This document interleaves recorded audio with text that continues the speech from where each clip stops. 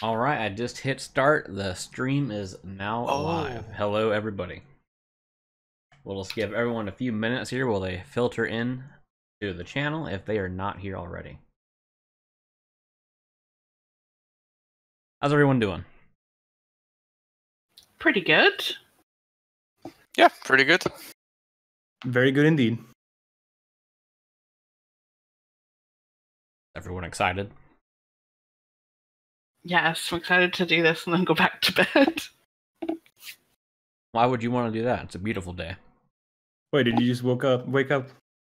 No, I woke up a few hours ago, but I might have had a little bit too much to drink last night.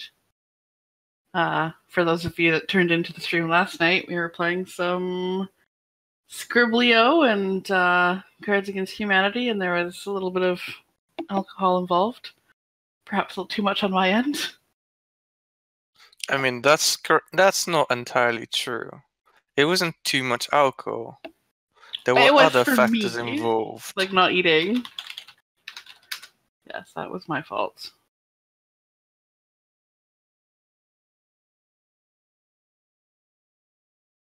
Yeah, but every now and then we'll have random pop-up streams like that where we're just screwing around, playing whatever, doing whatever. No real set schedule though, just whenever we feel like it. Pretty much. I think Fridays will probably be pretty popular for that. No real schedule except for the schedule bits.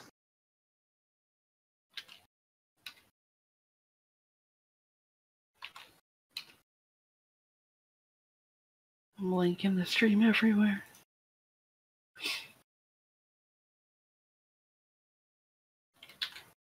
Yeah, I'll just give it a couple more minutes here, then we'll get into it.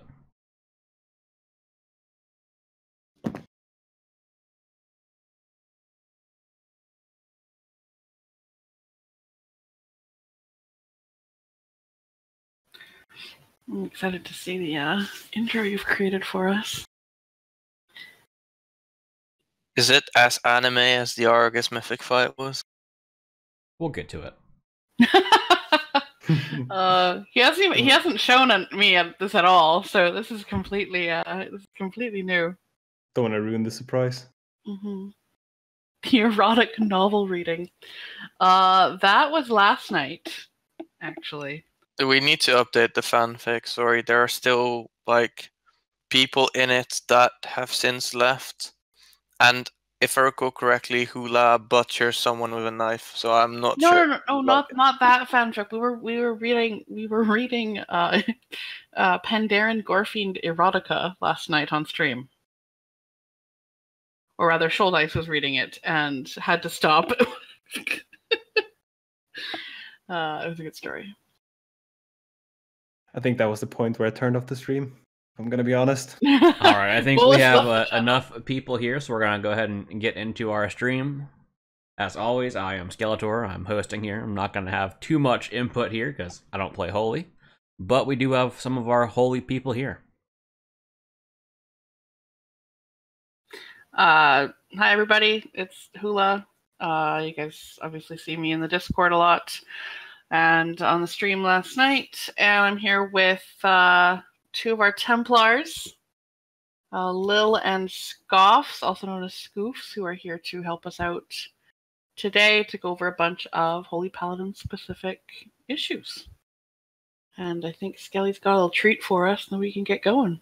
Alright, since I know you Holy group are a fanatic bunch, I've created something here for you. I hope you are ready. I hope you are ready.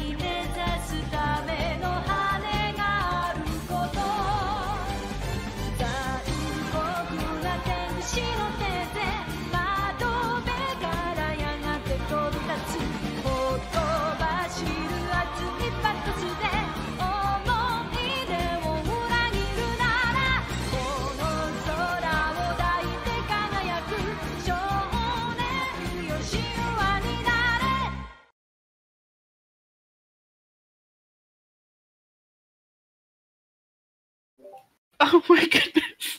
I hope everyone enjoyed that. I have put the YouTube link in chat so you can always view it later. Oh my god. I am very impressed. Good job, Skeletor. I need a second.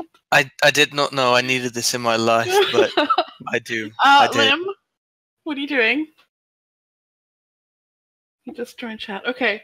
So I hope you guys all enjoyed that. That was impressive, Skelly. I guess we can just. Oh, okay. No, I'm good. We're good. We're good. So the first thing we want to cover today is just the Discord itself. So a lot of people, obviously, that are probably in the stream are regulars of the Discord, have used it before, but we just kind of want to go through a few things that we think are important. We're going to how to make the best use of the Discord, how to really benefit from it and get what you can out of it. So, of course, this is Hammer of Wrath. We are the Paladin Discord. All three specs have their own home sort of thing. And while we are mostly separate in our discussions, it is, of course, for the entire class. You'll notice on the right-hand side of when you get to the Discord, that you've got some colored names on the right, and just so everyone knows kind of what everyone's roles are and who to talk to when something happens. Pink names are moderators. Our main job is to obviously moderate the chat. If anything happens inappropriate, links, anything like that, go speak to a pink name. You can direct message us. We'll have our DMs open, or ping us if it's something that needs to get moderated and chat right away. Don't ping us for fun. We don't like that. You'll probably get banned if you do that. So yeah, don't do that. The yellow names are next. Those are our theory crafters. These are the people who are the numbers and brains behind a lot of our SimC, our spreadsheets, our information, basically. Don't ping them. They're not big fans of that, unless you actually have something about, if you find a bug, the sim, CPL, the spreadsheets, if you find issues with the math, that kind of stuff, those are the people to go to. But generally speaking, just for how do I play Paladin, don't go direct to them. Next, we have our Templars. These are people who we've recognized as members of the community who are active, helpful, knowledgeable. Most of them play Paladin and are, recognized as amongst the best in their class. So they are great resources for questions, help on various things. And these are the first people to go to when you have a problem.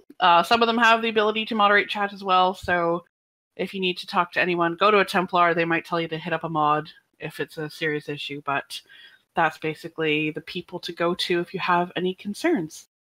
The resources for Holy. So we've got our various channels in Holy. We've got the Holy FAQ, Holy General, and Holy Questions. The FAQ is, of course, frequently asked questions. In this, we have our links to our spreadsheet, to two various, I believe, two guides, Wowhead and Icy Veins, as well as the WoW Analyzer prepared by Zero to Rescue. So these are the best resources you're going to find for Holy Paladin. For stat weights, for analyzing your logs, and for general information. We also have some stuff on, Azerite. The majority of the stuff in here is for rating and progression. And if you're looking for PvP info, there are separate PvP channels. Mythic Plus, there's some information on here. It's not super elaborate. And we do not provide information in our FAQ for farm. It's progression based, so that's pretty much everything we do there. We are going to have, hopefully on December 22nd, which is the next Holy stream, we're going to have a very in-depth stream regarding the spreadsheet itself. If you have any really specific spreadsheet questions, keep those for December 22nd. We are hopefully going to have Adam, who's in the chat right now. He's going to be here on the 22nd to help us out with the spreadsheet questions. Don't ask us now, because we're a little bit dumb. Lily, want to talk about the FAQ a bit more there? Speak for yourself about being dumb. Well, Any do's or don'ts that you guys want to mention? Yeah, read the FAQ first before you ask questions. I think that's a common misconception. People usually do it the other way around. They ask first and then they read the FAQ. Yeah, Probably if you're watching this stream, I'm pretty sure you've like read the FAQ, but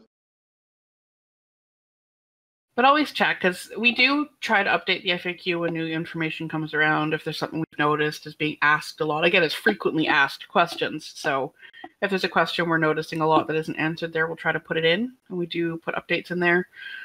So if you have a question, always look there first, see if it's there. If it's not answered there, come over to the questions channel, and we will try to help you out. That's just basically the issues when people come in and ask questions that we have made resources for. Being asked the same questions 85 times a day can get a little tiresome. So it helps everyone out if you try to read the resources we provide ahead of time. Particularly some like resources work well together. Like you can use the Volvo analyzer together with the spreadsheet to get like the max out of them as well. Yes, exactly. Like what like one isn't like better than the other or anything. Like they work well together, like in tandem. Yes. So you want to use all the resources. You don't just want to stick to one. Use them all. Make good use of them. We do have a questions channel, which is specifically for questions to be asked and answered. This is a no troll, no shitpost, no meme channel, and we moderate it heavily. So stuff will be deleted, and if you consistently meme in there, you'll get kicked and or banned from the Discord. This is a place for people to go where they really need help. The general channel for Holy General, that is our topic shitpost channel. So memes go there, not in questions. Have fun, link stuff. Or general discussions about Holy Paladin. Like, yes. It just keeps questions to questions, and then like if you want to discuss something about like Holy Paladin, just keep it there. It's not only memes for general. It just tends to be a lot of it. Yeah, we have a few memes, and we now have an anime put there. Holy General is a channel dedicated to Mistweavers and Disc Priests, and sometimes we talk about Holy Paladin. Every now and then. Other do's and don'ts. Big thing is do use your brain. We're not here to play for you. We're here to give you the best information possible. But we could give you the best information, and it's still up to you to figure out how to adapt it to your raid, to your comp, to your playstyle, to your kind of personal approach. So adapt it properly. Don't expect us to give you every single thing. Don't ask, these are the do's and don'ts, do not ask what the progression is of the mods and Templars. This makes you look like an ass. And it makes you look really stupid, because we're all 8 out of 8 anyway. Yes, but it's just a thing where I come in and say that I'm not going to listen to you because I'm further progressed. It doesn't mean that person's insights and resources and knowledge are not valuable. We've all been doing this for quite a while, and need to do a little bit of respect about that. Don't just expect I'm further progressed, so I'm better. You don't need to tell me anything. Do not ask, is Holy good? Is Holy going to be good? It all depends. A lot of things were going to depend on how we do, what's your comp, how other classes are. These are the kinds of questions that are just too broad and vague for us to even approach. Again, we don't really advocate or educate on how to pad parses. The assumption when someone comes in to ask a question is that it is for PvE and for progression rating. If your question is specifically for Mythic Plus, for PvP, or for farm, you have to state that. We will not make that assumption. So make it easier when you're coming in for asking a question. Give as much detail as possible. Tell us what kind of play this is geared towards, and be concise. Be specific. Don't kind of add a bunch of stuff. If you come in with questions, if you have logs, link those when you ask your question, because that'll help a ton. And link specific logs. Usually when people link like their all-star page or like just a broad log with like a broad question, we can't really use like, I see the one glaring problem that will fix everything. And don't link your armory. That doesn't help us.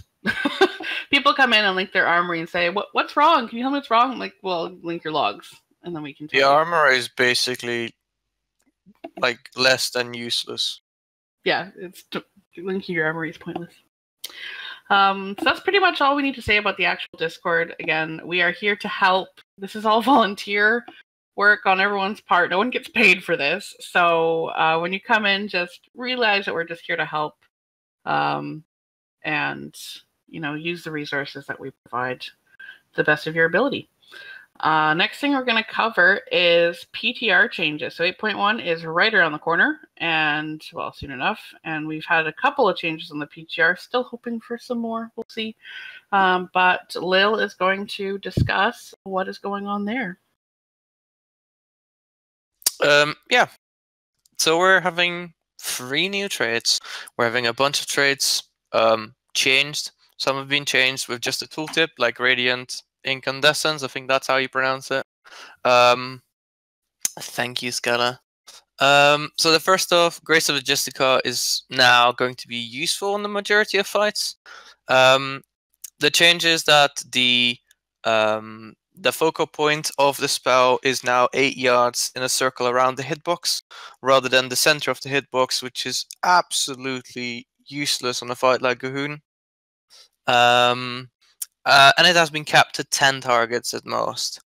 In reality, this means that if you have a clump of melee players and you can consistently hit 8 targets with them, it should still be a really good trait.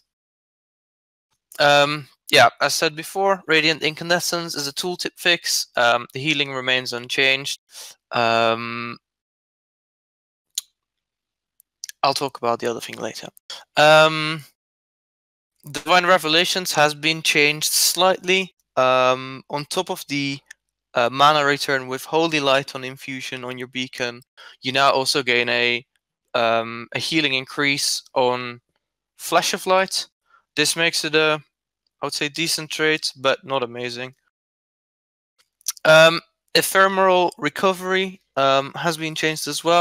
It's now a improvement on short fights, and it's going to be a slight nerf on longer fights. Do you want to talk about the red traits as well?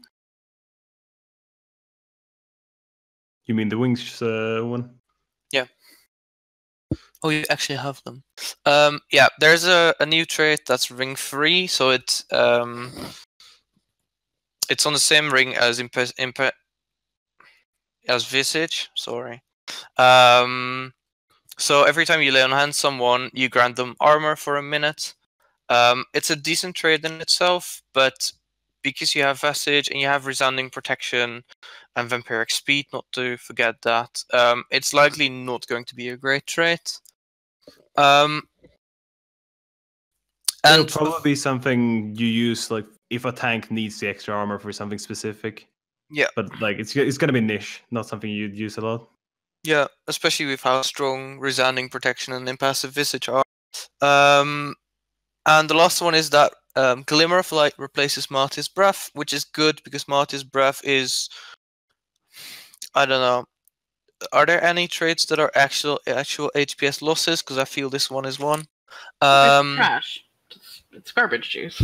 Yeah, it's really bad. So Glimmer of Light is a pretty interesting trait where every time you Holy Shock someone, you leave a Glimmer of Light, like a little buff on them, and every time you Holy Shock someone or something, because it's usable offensively as well, that Glimmer lights up and it deals extra damage, less healing.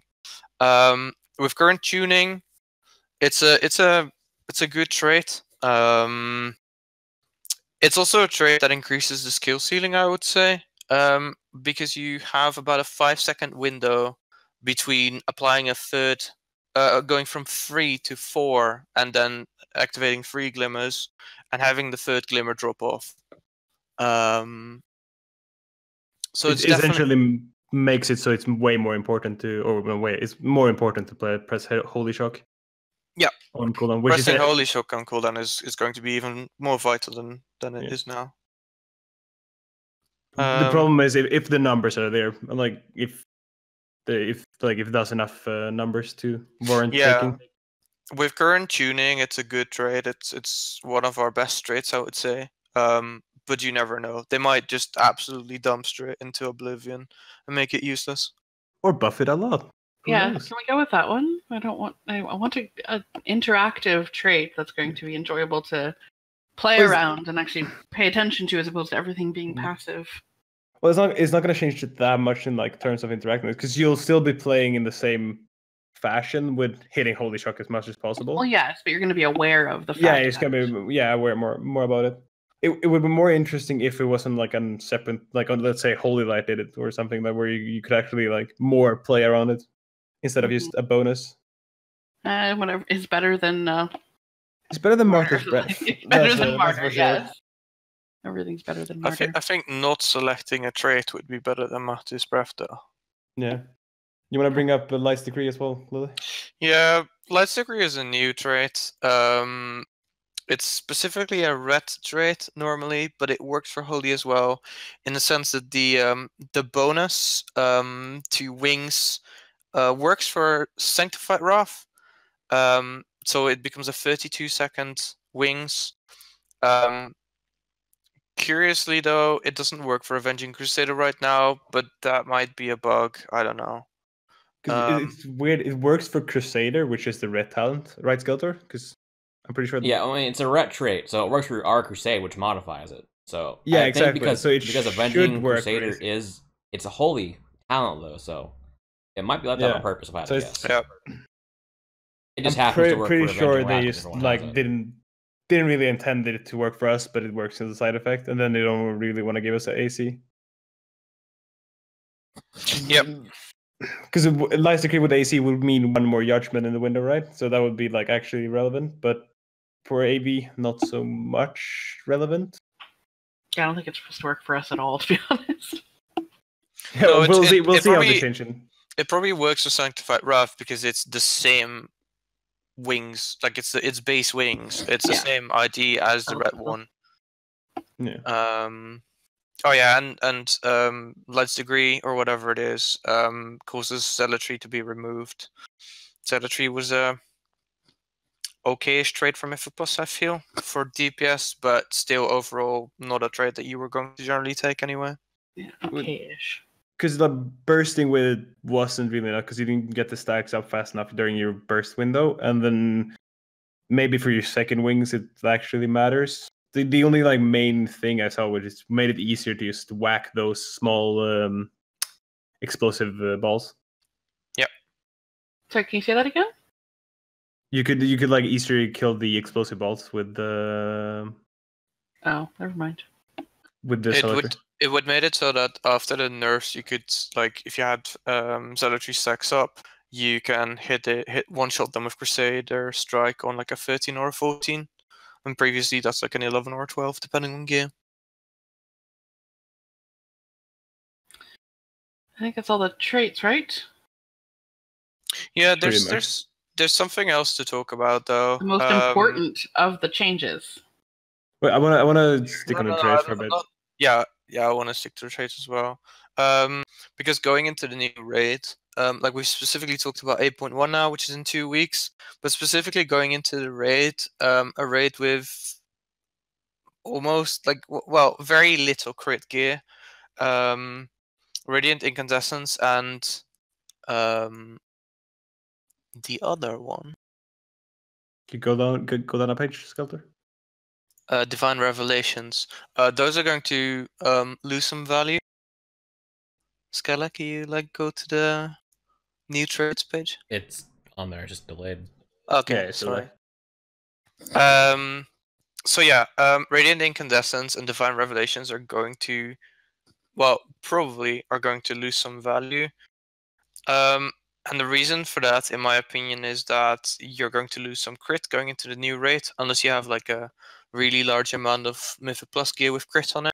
But you're going to lose some crit. These trades interact with crit specifically, or are reliant on Holy Shock crits. I mean, you're essentially guaranteed to lose like 10% crit from the raid stacking buff. The array for sure, but outside of the array into Mythic Plus, say you're going to lose some crit too. Yeah, and like one of the changes, like the explanation behind the Grace of the Oscar change, and why it's now like capped to 10 allies, is because of like you'll reliably more hit 10 allies than what you would used to before. with their yard change. So that's why it's essentially is changing it up like plus minus. It's just not going to have the same explosive amount of healing when you're all like 30 people stacked at one spot. That was always pretty nice on the fights where it worked well. Yeah, it was that basically gigantic hit of healing. Yeah. I think it did like 9% of my healing first week of Sil. Yes, Azul and Vectus, it was always good on. As far as the new raid traits, Lila, I forgot to tell you what Pel said. And I've read it. Sorry? I've read what Pel said. But yeah, there are a bunch of new traits. And there's like a Wom Sunday. That's going to be a new raid, but yeah, there's not too much onto it right now. There hasn't been done any tuning onto the traits, so I don't know personally. Yeah, I think if when the raid starts, so I mean this is of course based on how quickly you get the new raid traits. You're probably going to be still using, archive for the int buff, but not we won't get the added reorigination array buff. Glimmer, if you're able to get 3 holy shocks up consistently, Glimmer's probably going to be better than archive without the reorg buff. But it's going to depend on how effective to use Glimmer. If you can use it to its max effectiveness, it will probably be better. Are they competing now? Or because I don't remember, but aren't we choosing between, like, we get both class and raid traits in the new like extra raid? I mean, until you get the new raid trait. Yeah, okay, okay. Yeah, if you're still using like your current gear, basically is what I mean. Yeah. Until you get the new gear, then you might want to look at making use of Glimmer as opposed to archive. If you're able to make really good use of Glimmer. Obviously, it's a thing. Try it out. Use both. See what you're getting the best results with. But Glimmer has potential to be better than archive.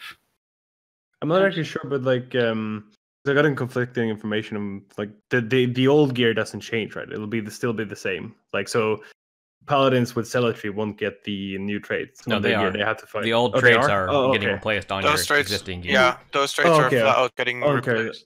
Okay, what's not happening, we're not getting the new ring until the raid comes out, and those Blom Zombie traits don't come out until the raid anyways, and your guys' next stream is before the raid comes out even, so we'll have more information for you guys at that time for sure. Right, you will. But the new raid traits are definitely exciting, I think. Or not exciting, well, they're interesting at least. Because one of them is like buffing an ally, and as a healer, that's always good. If you can buff a DPS. Anything else about the new traits or anything like that we're looking forward to? Boys? I don't really have anything, I think. Well, I think we can talk about the other big change coming. The animations. Most people are excited about. Yeah. No one cares about how much we're going to be healing. Good, well, we do it, eh? It's been long coming. Everyone else got their changes in Legion. It's our turn now. Yes, I think we have a video or some clips of some of the new changes coming. Yes. Has a nice soundtrack to it, too. I'll play it now. Does it really? This is very weeby. Probably. We need to go with the animation.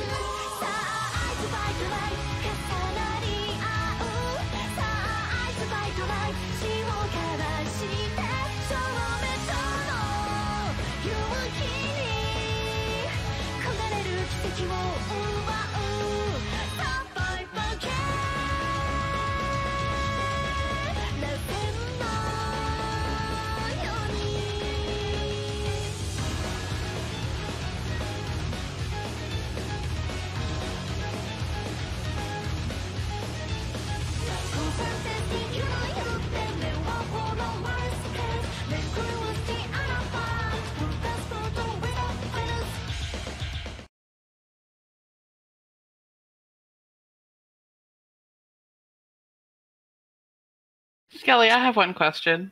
Yes. Why are you like this? Skelly, Well, if you put me in charge of videos that you should be producing yourself, I'm going to do this. Oh my goodness. Well, as you guys can see, there's a number of new animations coming. We are getting the book with Holy Light. Not a Flash of Light, though, just Holy Light. Light of Dawn. I really like the Light of Dawn change. I think it's going to look pretty awesome. Looks like they reverted the Consecration change, correct? Yeah, the Consecration animation was not there because in the new build that came out the other day, they reverted the Consecration animation back to the one that is on live currently. Wait, really? I thought it was Secret Change.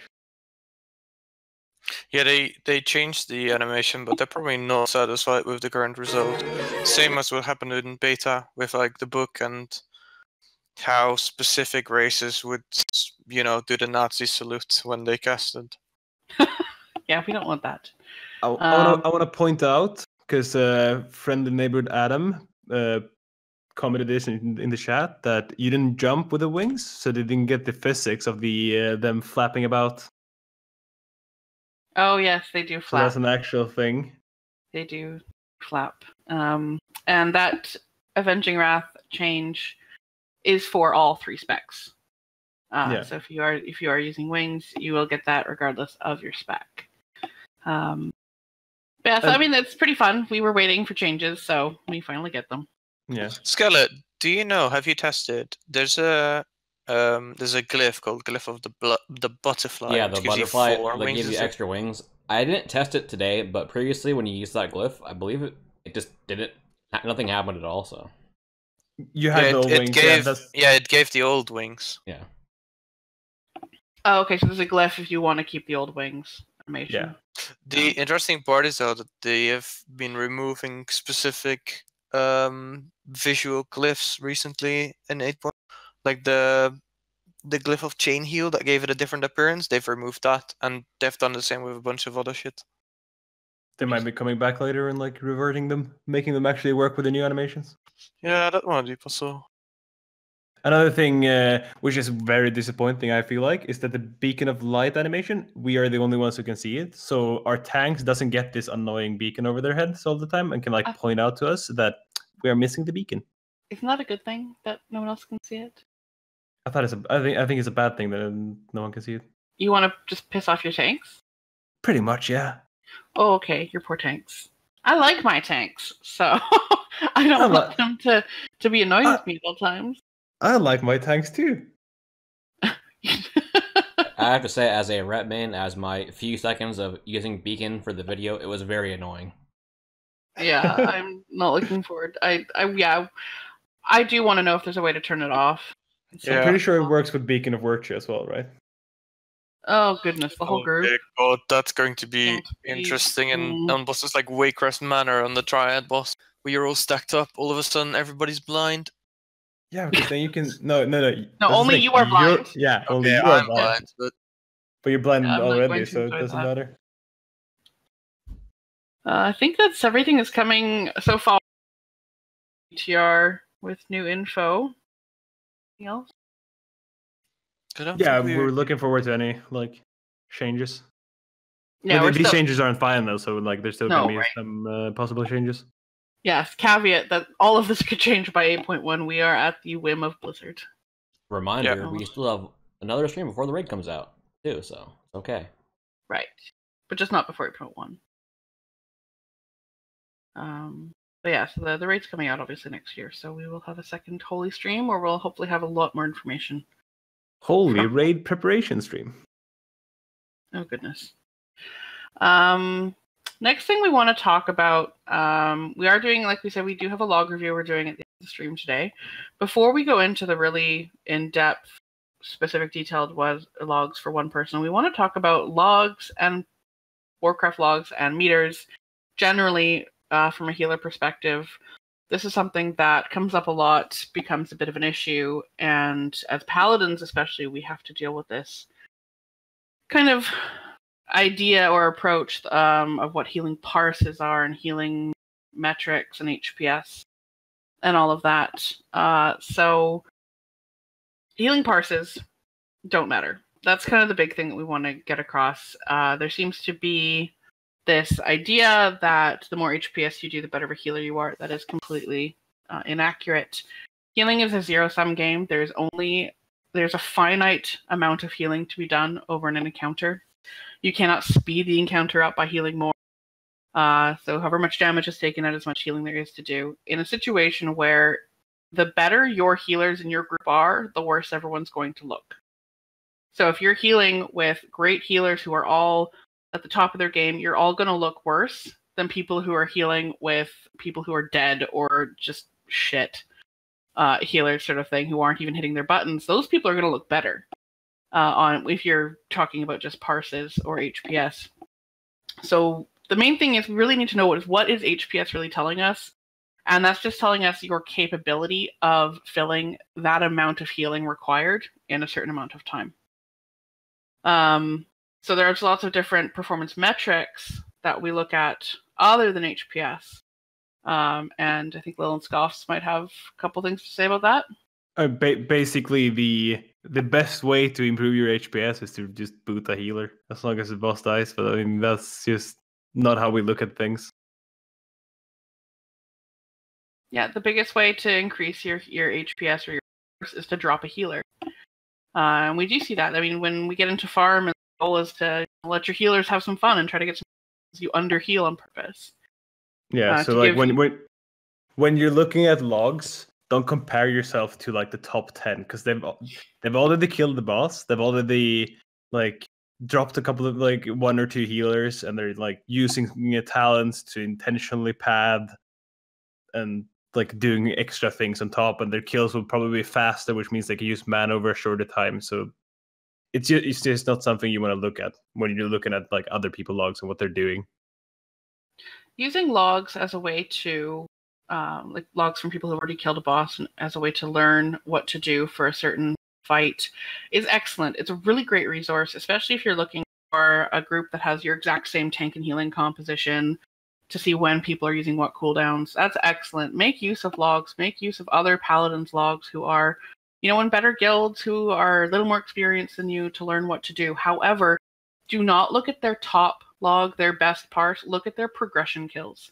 Look at their first and second kills. Yes, because they're going to change. Like we're seeing lots of paladins. We're going to get into the Devo Mercy thing in a bit here.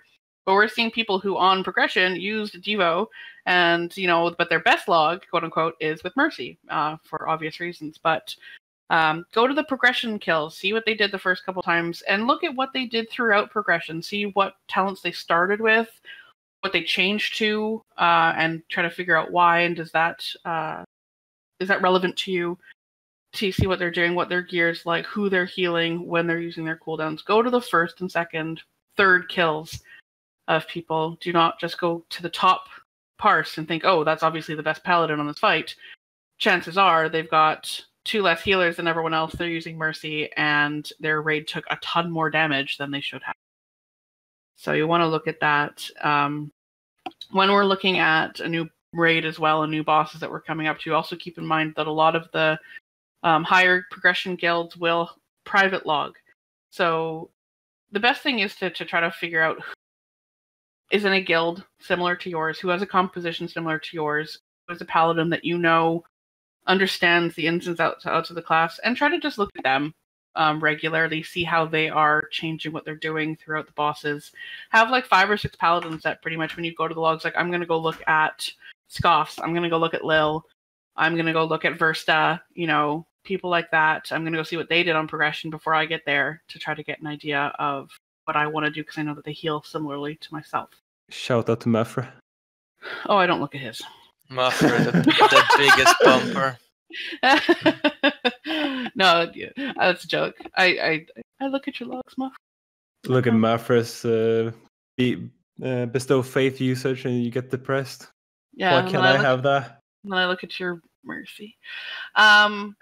Another thing that we are going to get into the traps that you're going to see in logs and stuff, and what I like to refer to as the conundrum of the uninformed masses. There's a few assumptions that people who do not understand either healing or paladin specifically continue to make, and we suffer for it. Either trying to get into a new guild, trying to perform well in a guild, trying to earn a raid spot. these kinds of things that people just don't seem to understand. For just the sake of our quality of life, if you need to clip this VOD and send it to your raid leader, please do so. Send them into the Paladin Discord. We will set them straight. Number one, Paladins are not tank healers. We are not tank healers. That is very important. We do the most tank healing of all of the healers, but we do not direct heal the tanks near as much as everyone else should. So you are going to look at our healing breakdown. You're going to see tanks taking up the vast majority of our healing, but if you look at the actual spells, that is from Beacon. It's Beacon. We are Beacon. That's how we heal tanks. We do not direct heal tanks anymore. We do if they're going to die, but it is every single time we direct heal a Beacon, it is an HPS loss for us, which could be healing done to someone else. So people need to understand that. There's always fights where you might be the best person in that situation to babysit the tanks, in which case, obviously, adapt to the encounter. But generally speaking, we are not tank healers. And if your raid is telling you it's your job to heal the tanks, you tell them they're wrong. Yeah. It's just really looking from you're about to start a boss and you need a tank to be a bit more heavier on or a healer a bit more heavy-handed on the tank healing, then the Paladin is not the one who should be using doing it, because then you're losing out on more healing on the tanks that you could have had. Yes. More net healing on the raid. Yeah, exactly. So that's kind of a big thing. The other big conundrum of people being uninformed is the difference between Devo and Mercy auras. We don't even talk about Sac aura at this point. That's why I bother. So basically your aura choice in raid is between Mercy and Devotion. And a couple of important things to note here. So Devotion does DRPS, damage reduced per second, as we affectionately refer to as DERPs. So we will be referring to DERPs throughout the stream and in Discord. So it reduces damage passively and actively. Passive is within 10 yards around you, everyone will receive minimum 3% damage reduction, up to more, depending on how many people are within aura. When you use the active of Aura Mastery, you get 20% DR for everyone within 40 yards, which is fantastic. That is a huge cooldown. People don't seem to appreciate just how much damage that's going to reduce. Mercy, on the inverse, heals. So it's a ticking heal to people within your 10-yard aura, and when you use the active, it heals everyone within 40 yards for a ticking amount. It's pitiful. The healing it does is minute. It is tiny. The passive, the active, it doesn't matter. It is really small healing. If you compare it to an actual throughput cooldown like Trank or Tide or, God forbid, Salvation, it's pathetic how much healing it does in contrast. However, this is where we get into that top logs thing, because Devo doesn't show up on logs or meters. It doesn't account for the derps. So Mercy will always make you, quote unquote, look better because it actually shows up as healing done. Whereas Devo obviously does not. So this is kind of a thing that we come into quite often. We're seeing Mercy. We're seeing people come in and say, but Mercy heals more. Mercy heals more. But we like to look at it as the derps of Devo is actually, we just equate it to the same thing as HPS, DRPS, doesn't matter. To use whichever number's bigger. So we actually have a couple of, I think, from the WoW analyzer. That's the analyzer is the only way to actually tell which derps you're getting Devotion, and it's pretty handy. So we actually have a couple here to give you an example. Scoffs, I apologize in advance. You're not sorry at all. So I would have used my own, but I haven't played Mercy on this boss. So this is Zool, and we're using Zool because it's one of the better fights for our auras generally, because we're mostly stacked, so you're going to get the most benefit from either aura. So as you can see, this is the analyzer here. Scoffs got 2006 healing per second from his Mercy aura over, I believe, a 3-minute and 40-second fight, something like that. So we're not shaming Scoofs. Scoofs is an excellent Paladin. He just happened to use Mercy for a week or two for fun, and that's fine. But I believe you used 3 healers on this fight, so technically there was more healing for you to even do, as opposed to the other log, which we have, which is myself. That's I mean, otherwise, your analyzer looks great. So this is where you see your devotion aura, you see your derps on the analyzer. So you want to click that, click the button, and it will show you just how much damage your Devo reduced throughout the fight, both passive and active.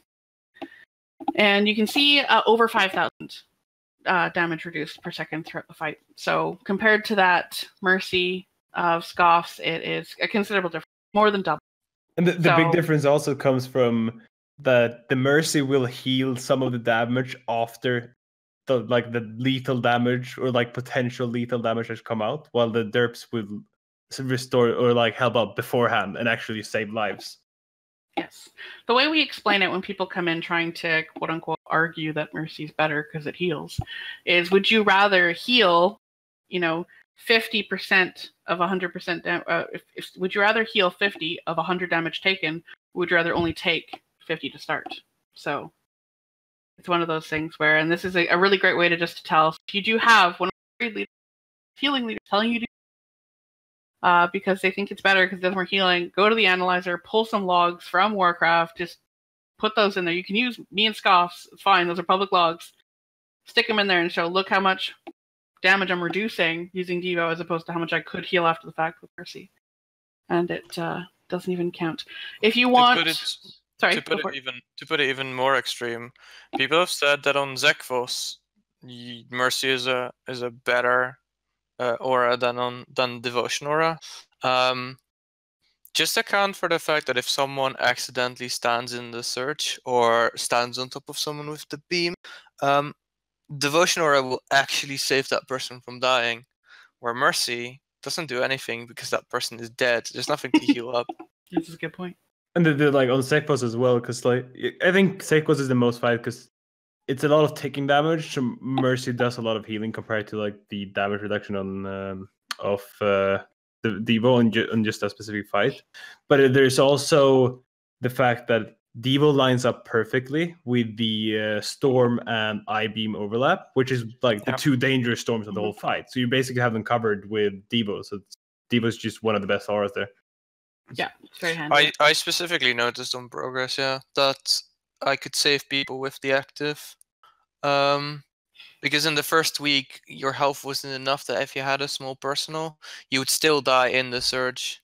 Or you would still like almost get one-shotted, like if you had two people standing in the beam. And with Devotion, you solve that problem. Yeah, it's people don't seem to realize just how good Devotion Aura is. So we're trying to impart that upon everyone. I think there's a lot of people trying. There's a lot of people trying to find justifications to why I can use Mercy. Yeah, exactly. It's like, well, I think I might be able to justify it on this fight, which is just trying to go up and. For people that are doing that, I mean, we've used the analyzer anecdotal evidence to show Devo is better than Mercy. If you want the numbers, if you want the math behind it, we do have a link for an article written by Dreamguard, who is now a monk, boo hiss, but used to play Paladin, excellent healer, very smart guy. He used to be behind the spreadsheet that Adam is now running, and he has an article specifically about the auras, the math behind them, and how they function, and conclusively states that 99% of the time based Devo will outperform Mercy. So give that a read. Very important article. Goes over all that stuff. And to add to that, if the two values get close, Devo and Mercy, it's not because Mercy all of a sudden starts healing more, it's because Devo loses in value, because the fight is just not very well suited to auras in general, such as Fetid. Right. And even then, Devotion Aura is just such a great cooldown, because even if you can't use it on a fight specifically, but you need an extra tank external, you just pop Aura Mastery, and the tanks have 20% DR for the next 8 seconds. It's fantastic. And on Fetid, for example, I mean, Fetid's a tough one based on just the encounter design. It's not very great. But personally, I stand as close to my tanks as possible so that those two, and only those two, are getting my passive as much as possible, which is great. I mean, every time that you can sit there and provide, 5% DR to your tank when they're about to get thrashed, that can save a life. And what's Mercy going to do there? tick them for 2k. It could have saved Sko's life when he tanked Fetid and died the other day. Thanks, Method, for showing us the way. We did just get a comment about Vectis, Mercy. That is actually something we're going to touch on a little bit later in the stream. We've got a couple specific questions that we see a lot, and that is going to come up. Wowhead is another reason that this kind of comes up. Wowhead does have a collection, basically, of, these are the talents that people are playing on this fight, but it only takes, I believe, the top 100 parses from Warcraft logs. So it's showing basically that everyone's using Mercy. And that is just because it is top talents from only 100 parses. So Mercy will always parse higher. That's what happens because it is healing, whereas, Devo's just not showing up. But you need to be aware if you're going to Wowhead to pick a talent or for that information, be aware that it is only using the top 100 logs. And couple of things, just HPS in general, throughput essentially. As paladins, we excel at progression and high difficulties. As soon as you're in a fight that's easier to heal, lower difficulty, where there's not enough to heal, that's when we start to suffer on the quote-unquote put. We don't have HOTS that are just going to tick for a little bit every time damage is. We are spot healers. We heal for large amounts periodically, sort of thing, and our fillers have cast times. So we are going to do excellently when there's lots to heal, lots of damage going out, also because of our damage reduction that we provide. But on a lower difficulty especially, do not expect your Holy Paladin to out-heal the Disc Priest, for example. Yeah, like essentially the only thing we have that takes healing is Judgment of Light, and that is not much of our healing. Yeah. What else did we have here? Oh, sniping! Lil, you want to talk about sniping? The very notion of sniping is just counterintuitive to healing in itself.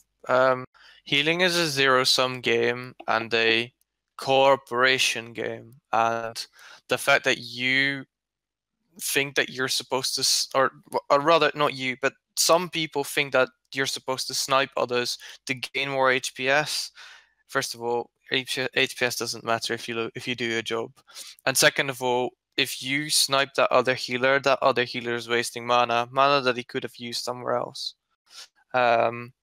Sniping, I can understand that you want to do it if you're like in a pug or you're like trying to impress someone, but it's really bad behavior and counterintuitive to the whole healer idea as a whole. Yeah, essentially, like you could be saving your Light of Dawn to just after the mechanic hits, while people might need it just like to top them off before the mechanic hits. You'll get more overhealing, but instead you'll save it to use it afterwards. And it's like, sure, it's an HPS gain, but you're essentially not doing as useful healing in like some situations. It's important to realize that healing is a team thing. You have a healing team, and that's really important. And when you approach a fight, you don't think about when is the best time for me to use my cooldowns. It's when is the best time for all of us to use our cooldowns. Especially as a paladin, you have to recognize that our raid cooldown is very specific. It's very different from everyone else. Other than Spirit Link, we're the only ones who really provide any kind of damage reduction in that sense, other than barrier. And ours is spread. It is excellent, and being able to make the best use of that is great. But you don't need to do it when there's, a great time for it is not when there's going to be 10 to 12 seconds of raid damage that's ticking throughout.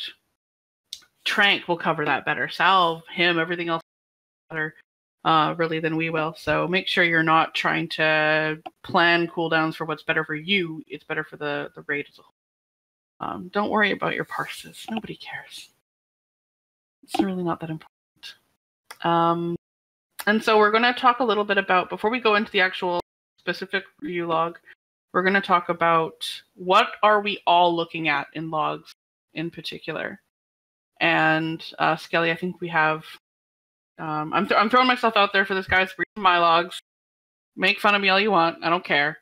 Double Resto Shaman, by the way. Yeah, so this is a Vectis Mythic. I chose Vectis to look at this because it is basically the best fight for standing there and healing consistent damage. We didn't use a priest on this fight. Our priest wasn't there and wanted to get both of our shamans in, so not the ideal healing comp. But as I mentioned before, so the better all your healers look. My healing team in my current guild is absolutely stellar. And I don't care if I'm at the bottom because it just means that they're playing great. And I'm so happy to be healing with them. So this is what all of our healing breakdowns look like, other than when our priest plays disc. It's just disgusting. But essentially, we're all pretty close. And that's all we really need to worry about. But things that you want to look at when you're looking at a Holy Paladin log to see, am I doing okay? What do I need to work on? The number one thing you want to look at is if you click on your name, you're going to see how you're healing, what your cast breakdown is, and what percentage you're getting from all of your different heals. And I think I'm probably lower. Did you click on my name? Skelly. What part were we on? I got lost. I'm sorry. So just hit my name so you can see my healing done. So now you're going to see the actual breakdown of my healing. So number one is Beacon, and as you can see, it is way more than everything else. This is why people think we're tank healers. If you are looking at one of your logs and you see Beacon not number one, that is a big indication something's wrong. That means you're either direct healing your beacons a lot, you don't have your beacons up, you've chosen to use Divine Purpose for some reason that's probably wrong unless you're on Mother. And essentially Beacon should be your number one healing by a significant margin. When you're looking at this, look at your overhealing done. That can help you decide if you need to change what you're doing, if your other healers are not helping you out very much. You don't want super high overhealing. But if you're at 0 overhealing, that means helping you with the tanks, no problem. After that, you're going to see a mix between Avenging Crusader, that's on Vectis especially, that's going to be number 2 most likely if you're using it properly. And if you will see that Avenging Crusader has 2 different listings. Logs show it separated between hits and crits for some reason. So when you're wanting to know how much did my AC do, you want to add them up together. So you've got your Avenging Crusader is probably going to be second on Vectis. And then you've got your mix between your Holy Shock, your Light of Dawn, and your Flash of Light, Holy Light, your fillers sort of thing, and your spells you're using on cooldown. That's all going to depend on how much damage everyone's taking, how much you crit, that sort of thing.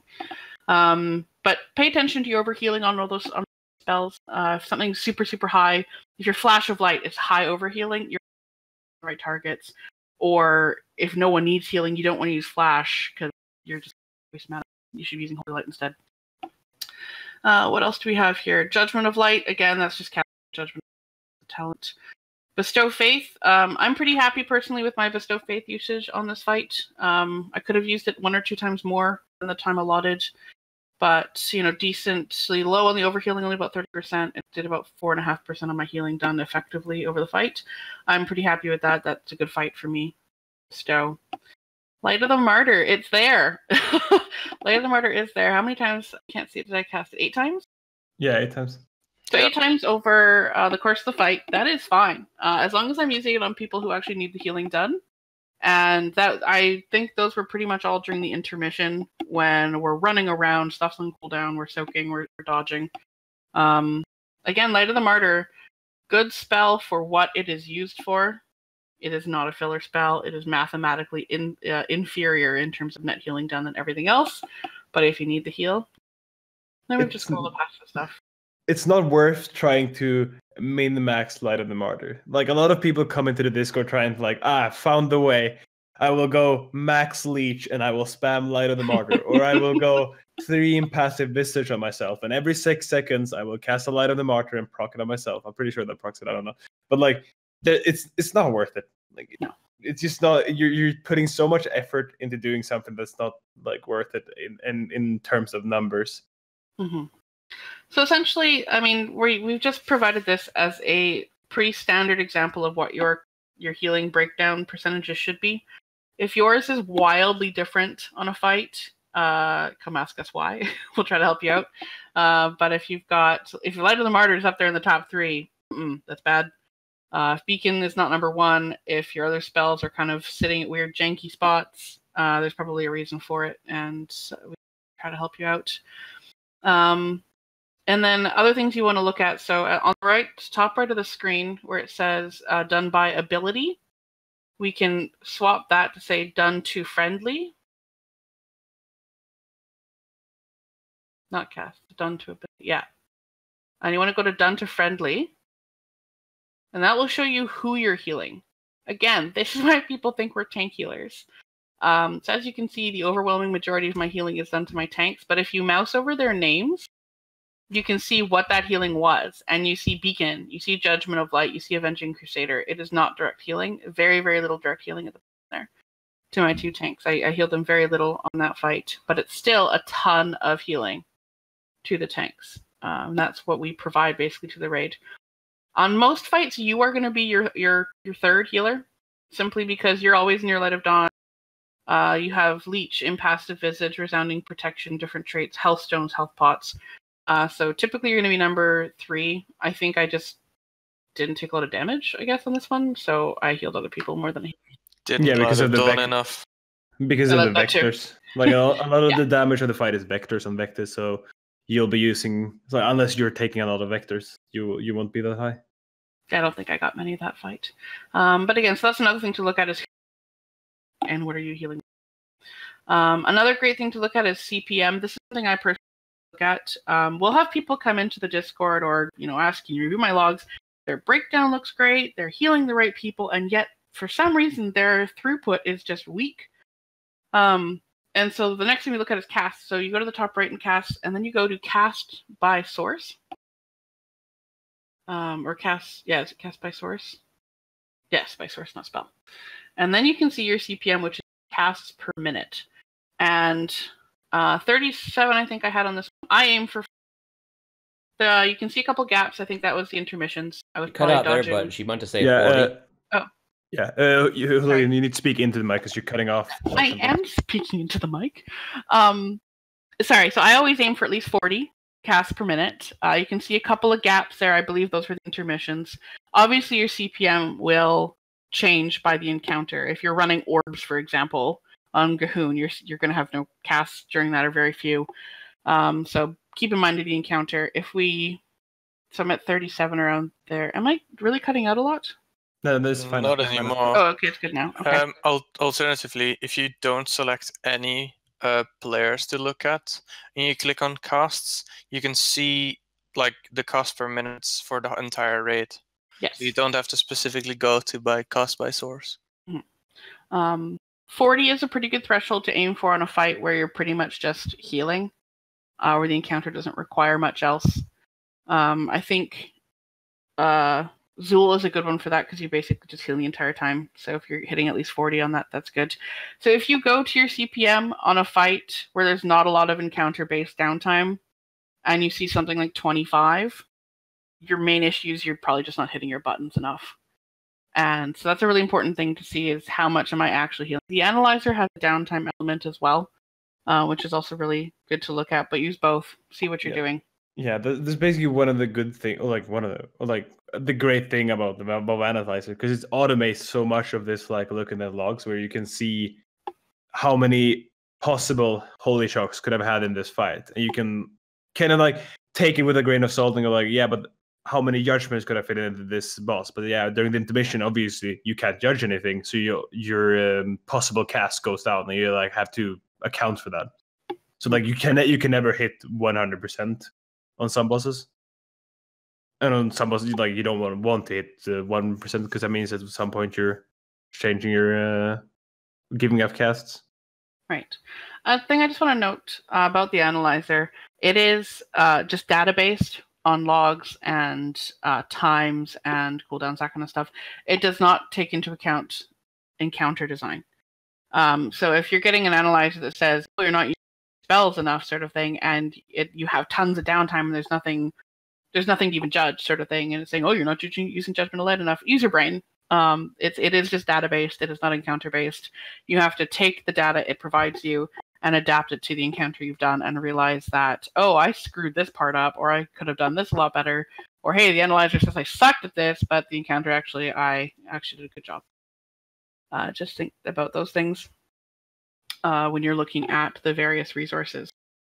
Just other stuff generally on logs to look at. We don't need to now, but, debuffs, buffs. Are you using Divine Protection? It's a 1-minute cooldown. Use it.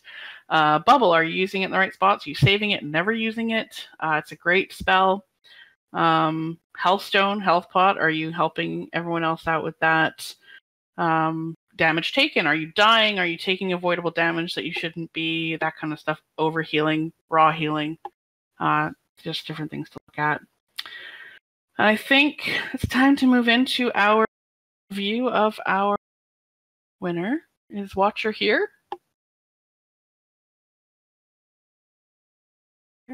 Watcher? You lower your threshold before, because you're cutting off again. What is going on with my...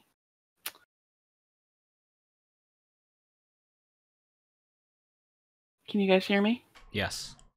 Okay, oddly enough, I might just have to speak louder.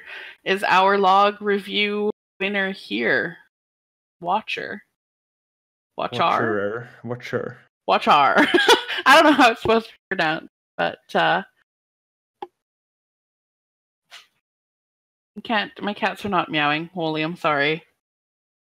I've had them appropriately wrangled. She threw them outside before we started.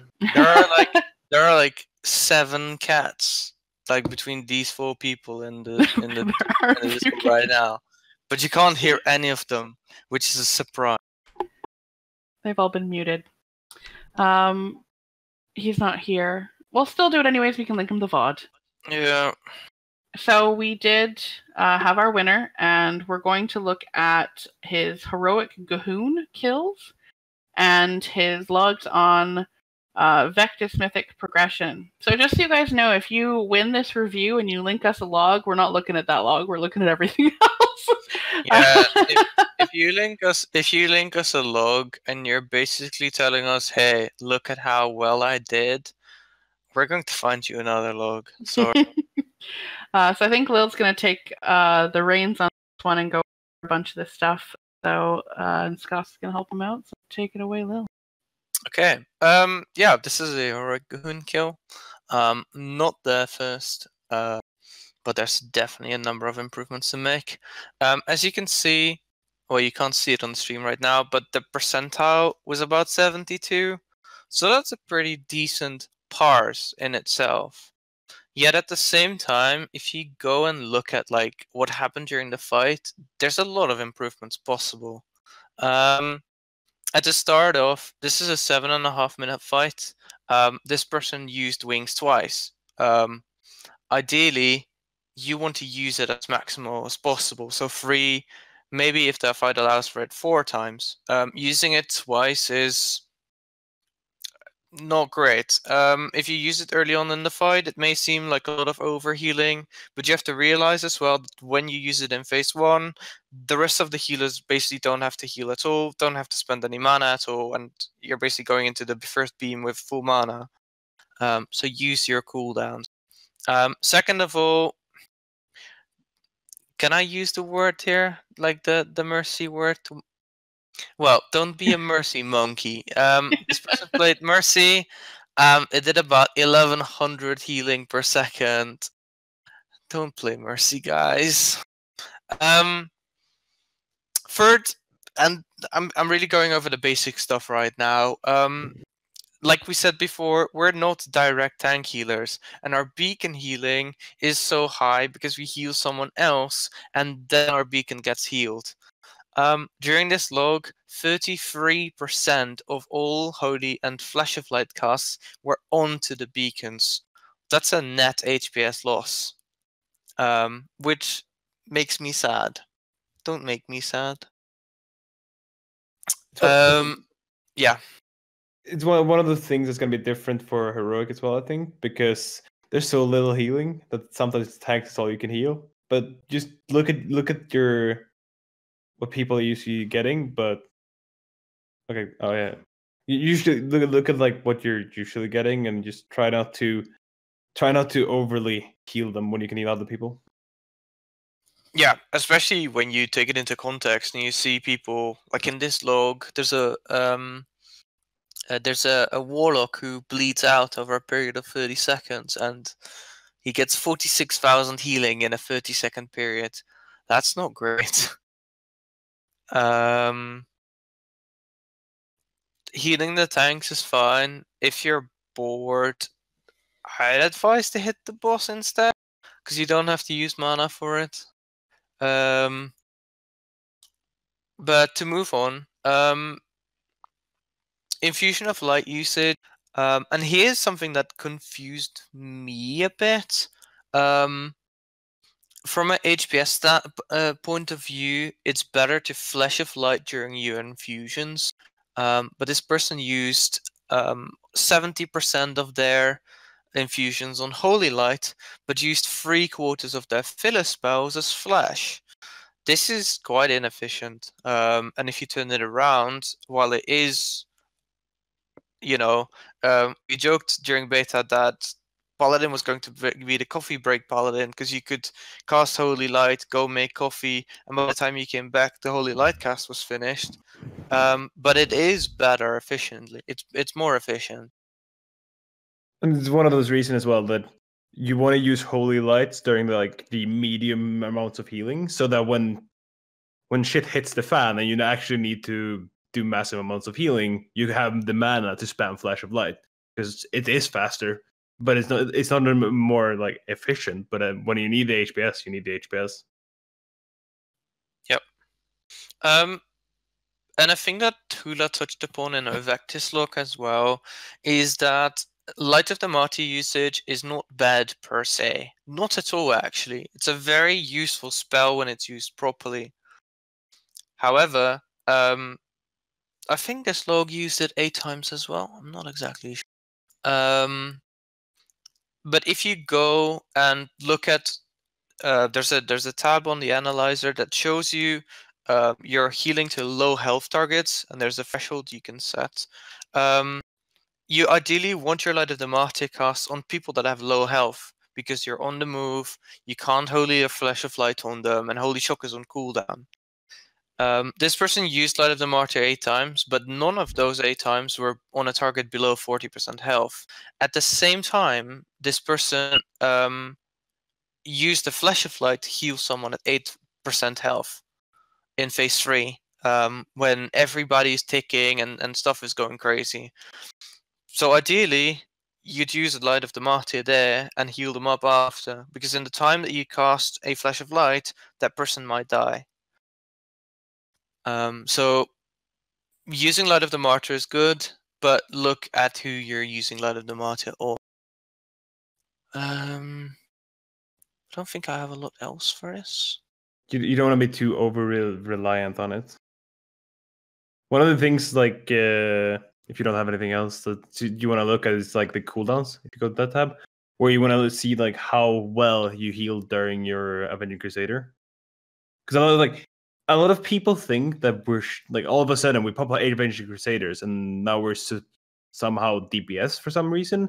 Whereas essentially all you want to do is Judge and Crusader Strike during it.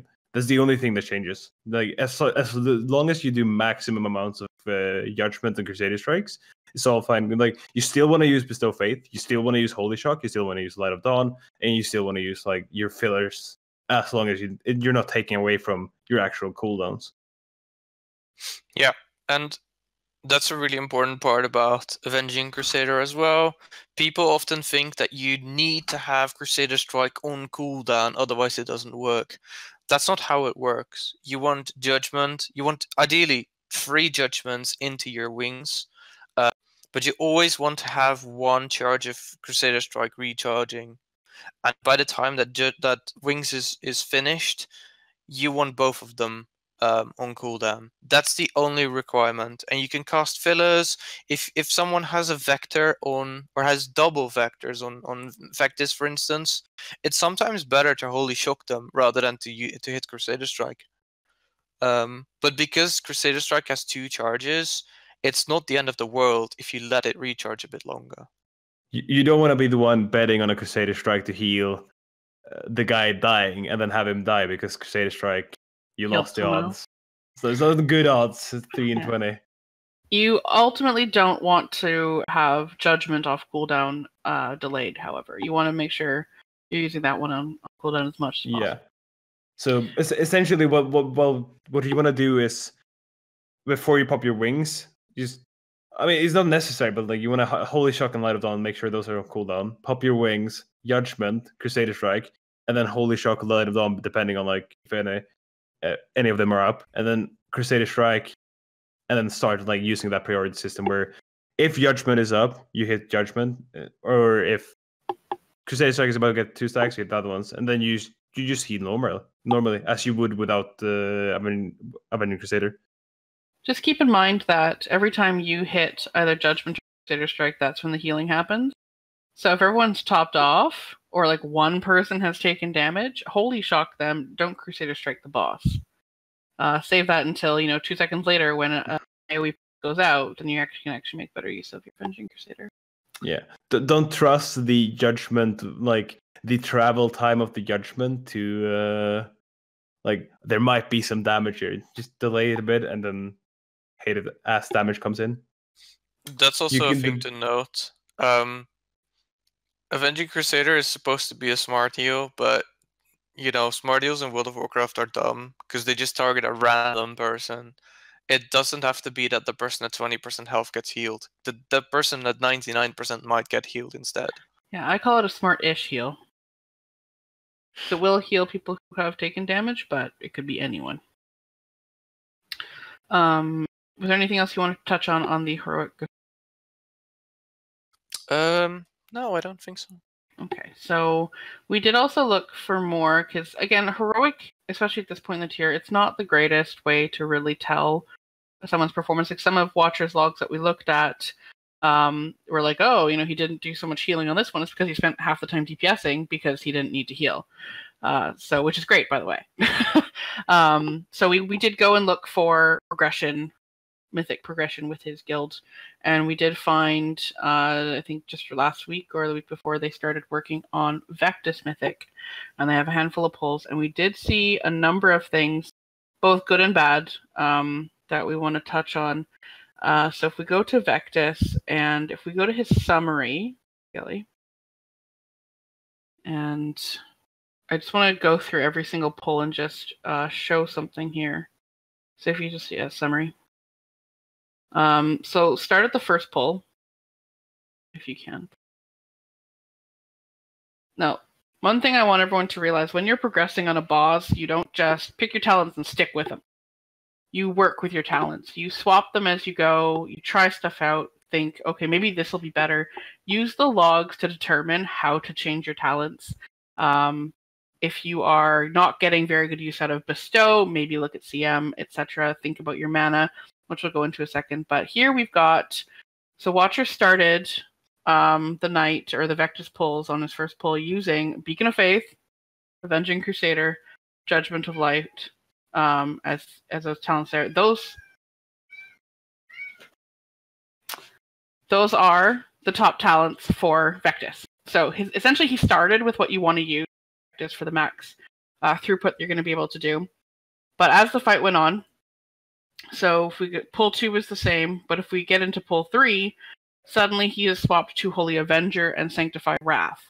Now, you would see these changes for specific reasons. So you would want to switch to Sanctified Wrath in a situation where you can't get into melee. So your Avenging Crusader is doing very poorly. Holy Avenger you'd switch to if you really, really need an additional small throughput cooldown, and you're plentiful on mana. So on Vectis, that would be if you're struggling with the vectors, yes, to heal them. You'd ideally go Holy Avenger, used to have that extra throughput onto the vectors in specific times. Yes, and then we get to pull 5, and suddenly we're seeing Divine Purpose instead of Beacon of Faith, and that's the talent setup he's used for the rest of the night. Now, thinking of how Vectis works specifically, these talent changes would actually be reversed. So what he started with is what you want to end with, and what he ended with is probably what you'd maybe start with to try some stuff out.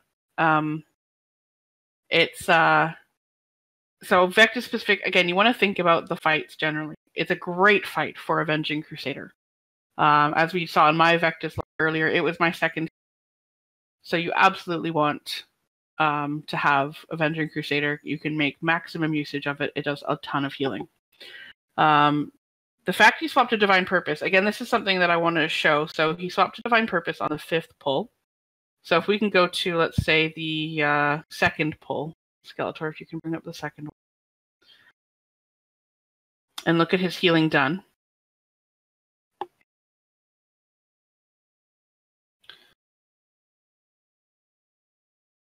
And you see Beacon of Light as number 1 healing. For over 20% of his healing done as Beacon, and only 16% overheal. That is pretty low overheal for Beacon. If I see 30, I'm fine. So 16% overheal, that means his tanks absolutely need the healing. And it's fairly even between the tanks throughout the pulls. So the swap to Divine Purpose doesn't make a lot of sense to me. Clearly your tanks are needing that beacon healing, so taking 1 beacon away doesn't really make a lot of sense. So that's one of those things where we're thinking you might start with Divine Purpose and realize, oh crap, my beacon healing needs to be in there. So it doesn't make a lot of sense why the swap.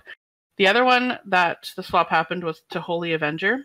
Now, another thing to look at that we didn't go over before is mana. So you want to look at your mana usage.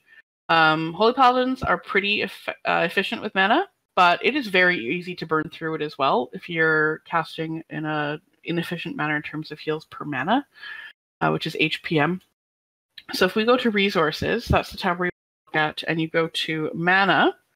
So on this pull, before he starts using Holy Avenger, it's actually not bad.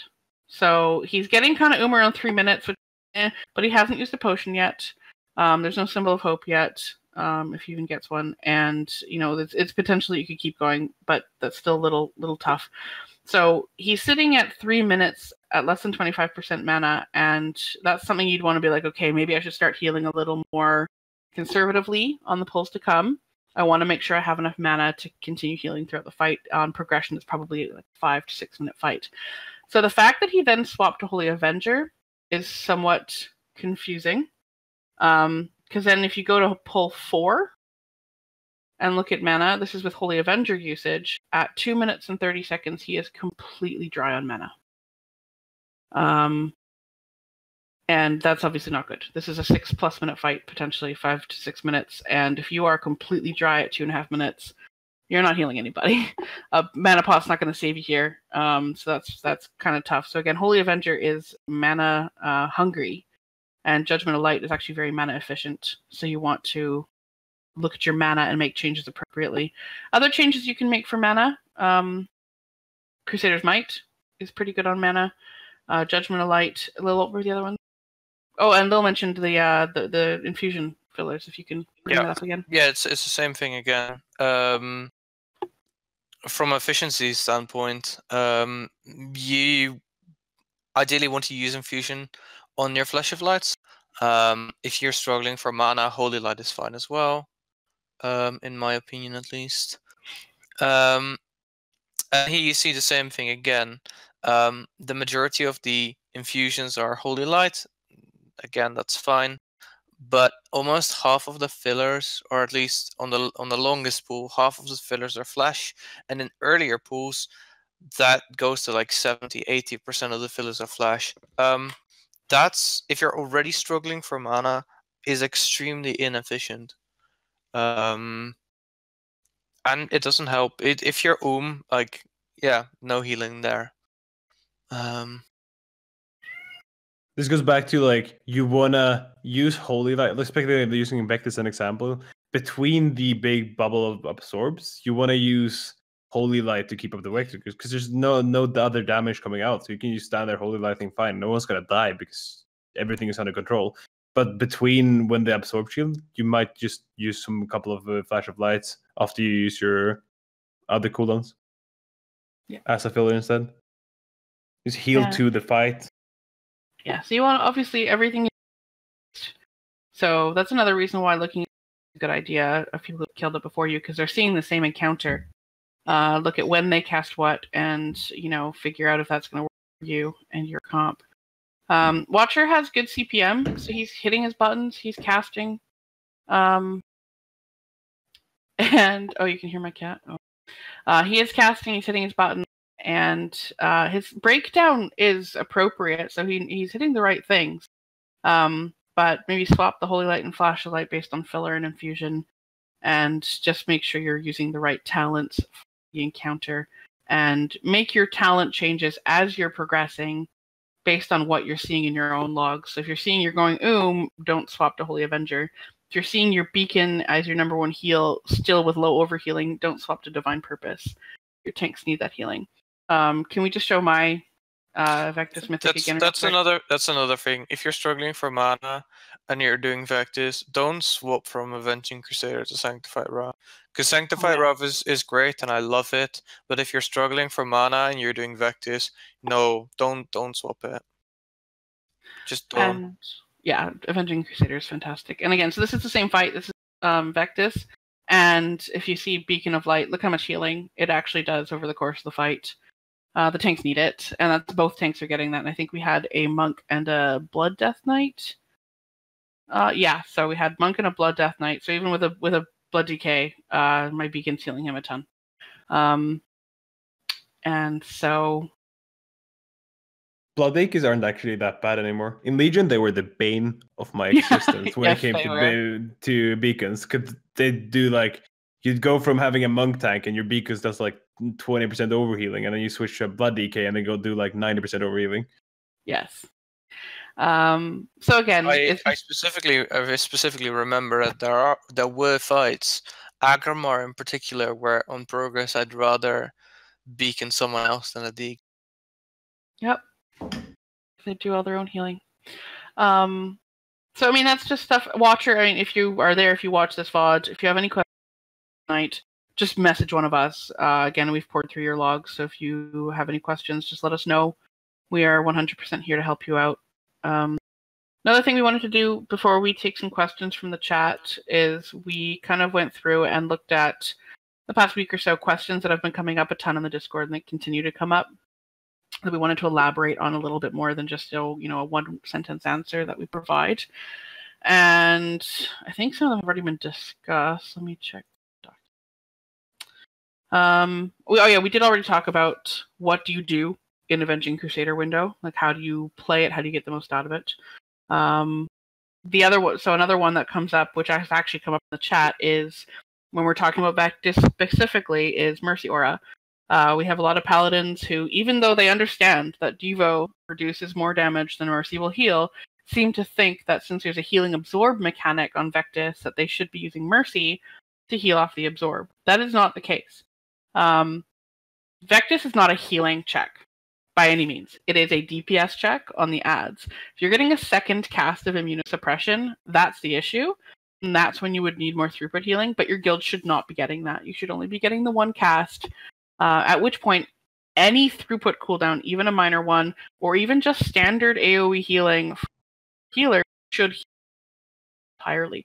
The thing that hurts the most and what is dangerous is when you get the contagion cast while the absorb is still on and being healed off. Mercy is not going to heal that off in time. So if you can Devotion Aura Mastery, that contagion, I think the third one lines up really, really well, where you've got a contagion coming right as after the immunosuppression, you are going to reduce way more damage than your Mercy is going to heal, and you are actually going to benefit your raid a ton more in that situation. Letting everyone else heal up, or while you as well heal up that. You're going to save lives with Devotion Aura as opposed to maybe looking a little bit better on the bigger. Yeah, the thing that you should look out for as a healer on Vectis is healing the vectors, not the immunosuppression, because there's so much stuff on the ground that's just trickling down the shield. The shield itself doesn't matter if you add Trank and all the other raid cooldowns on top, but the vectors might die, especially when you make a mistake and someone ends up with 2. That person needs specific healing. And Devo saves people. Again, like we've talked about it before, it's just way better. Yeah. So if you're thinking about Mercy on Vectis, don't do it. Just Devo the Contagion. and let your other healers with their throughput cooldowns heal off the absorb. And I mean, you have Light of Dawn, you have direct heals as well. The most important thing is to realize your other healers do have throughput cooldowns. They don't have to lose an amazing damage reduction cooldown to get it. So your druid is not having Jesus Christ. Your druid is not having to pick Trank over like a 40% damage reduction on the raid. He has Trank. Regardless. Let him use it. You reduce the damage taken. That's kind of the most important thing. You are there to provide damage reduction, not to heal up the raid. And I think, Lil, Breaking Dawn was something you wanted to talk about. Yeah, over the last few weeks, like we've seen a lot of people come into the Discord and ask about Breaking Dawn and traits in particular. Breaking Dawn is a trait that in Uldir at least you want to have on almost any fight. Like maybe you don't want it on Mother, maybe you don't want it on Zul, and even on Zul I could see uses for it. But for the harder bosses in the instance, so Fetid, Mithrax, and Gahoon, Breaking Dawn is going to be your most valuable trait by a country mile. And not just because there's a healing increase on it, but because all of a sudden your Light of Dawn heals everybody in like from here to Africa. And people often come into the Discord and ask how many item levels should I put as a worth on traits? Because generally we don't really care about traits. Most of our traits are pretty mediocre. There are no game-breaking traits for us, sadly. And I personally find it very hard to put a number on it. But for Fetid, Mithrax, and Gahoon in particular, so the hardest bosses in the instance on Mythic, I would easily swap from a Mythic tier or a Mythic Azerite piece to a 360 Azerite piece if that meant that I would trade a mediocre trait for a Breaking Dawn. The trait is just too good and too much quality of life. One thing to point out on Mithrax is that you can now stack in the melee, so it's not as important, because before the orb change on Mithrax, that's actually true. Oh, yes. You could not press Light of Dawn hit like around 2 people if you were unless the melee were stacked around the ad, but then the melee were screeching at you if you get away anyway. So yes, you could. It basically made it so you couldn't press one of your best buttons, while having Breaking Dawn made it into one of your best buttons, making it so I think one of my logs I did like 14% healing, and that's just from Light of Dawn itself, and I think that's like 4% beacon healing, and the amount of mana you save from actually having that button compared to having to use extra fillers. So like it's an amazing. Once you can when you can utilize it good, like perfectly, it's a really good trait. Yes, and another thing to think about, specifically with Fetid, because that is a great fight for it. Not because you need to heal the raid necessarily, but if you're babysitting the tanks or you're worrying about them sort of thing, and everyone is super spread, keep in mind that Light of Dawn is a great beacon transfer as well. So if you've got Breaking Dawn on and you're healing, 5 people with your Light of Dawn every single time, you're going to transfer a lot to your beacons, even if the raid isn't necessarily taking that much damage at the time. So use it. Especially if you use the extract from Vectis, so the all new trinket, that trinket gets used by beacon healing. So if you use that extract on your tank, and then Light of Dawn, all 5 stacks get used, and it's essentially a lay on hands. I found that to be very nice, especially in say Mythic Plus. Yes. Another thing I wanted to bring. Sorry. As well. Yeah. Another thing just to touch on briefly, just because I had just thought about it, because we're talking about Mithrax and melee and Fetid and all that. Just a little shout out to my guild. Holy Paladins are melee, okay? Holy Paladins are melee classes. We are not supposed to be standing at range. Obviously, there's some fights where you try to, maybe get out of melee outside of Avenging Crusader if you can, but your raid will benefit more if you are in melee. So if you are a rogue and you're telling your Holy Paladin to get out, stop it. because you're hurting them, you're hurting your raid. This is an issue I deal with if you guys can. Yeah. Melees are monkeys. Yeah, melees are all monkeys. Yeah, this is true. So question from chat, or? Yeah, before Lil, Scoff, Skelly, did either of you have anything else we want to touch on today? We're doing more streams, obviously, before we head on to questions in the chat. People have asked about talent choices as well. I think that you play the same talents for almost every boss. Like Avenging Crusader, you play on every boss. Devo, you play on every boss. Faith, you play on almost every boss. Like adding to the whole Paladins or melee healers, there are 2 fights where I would maybe consider not using Avenging Crusader. And the same goes for Crusader's Might, by the way. Sometimes you can't be in melee at all times.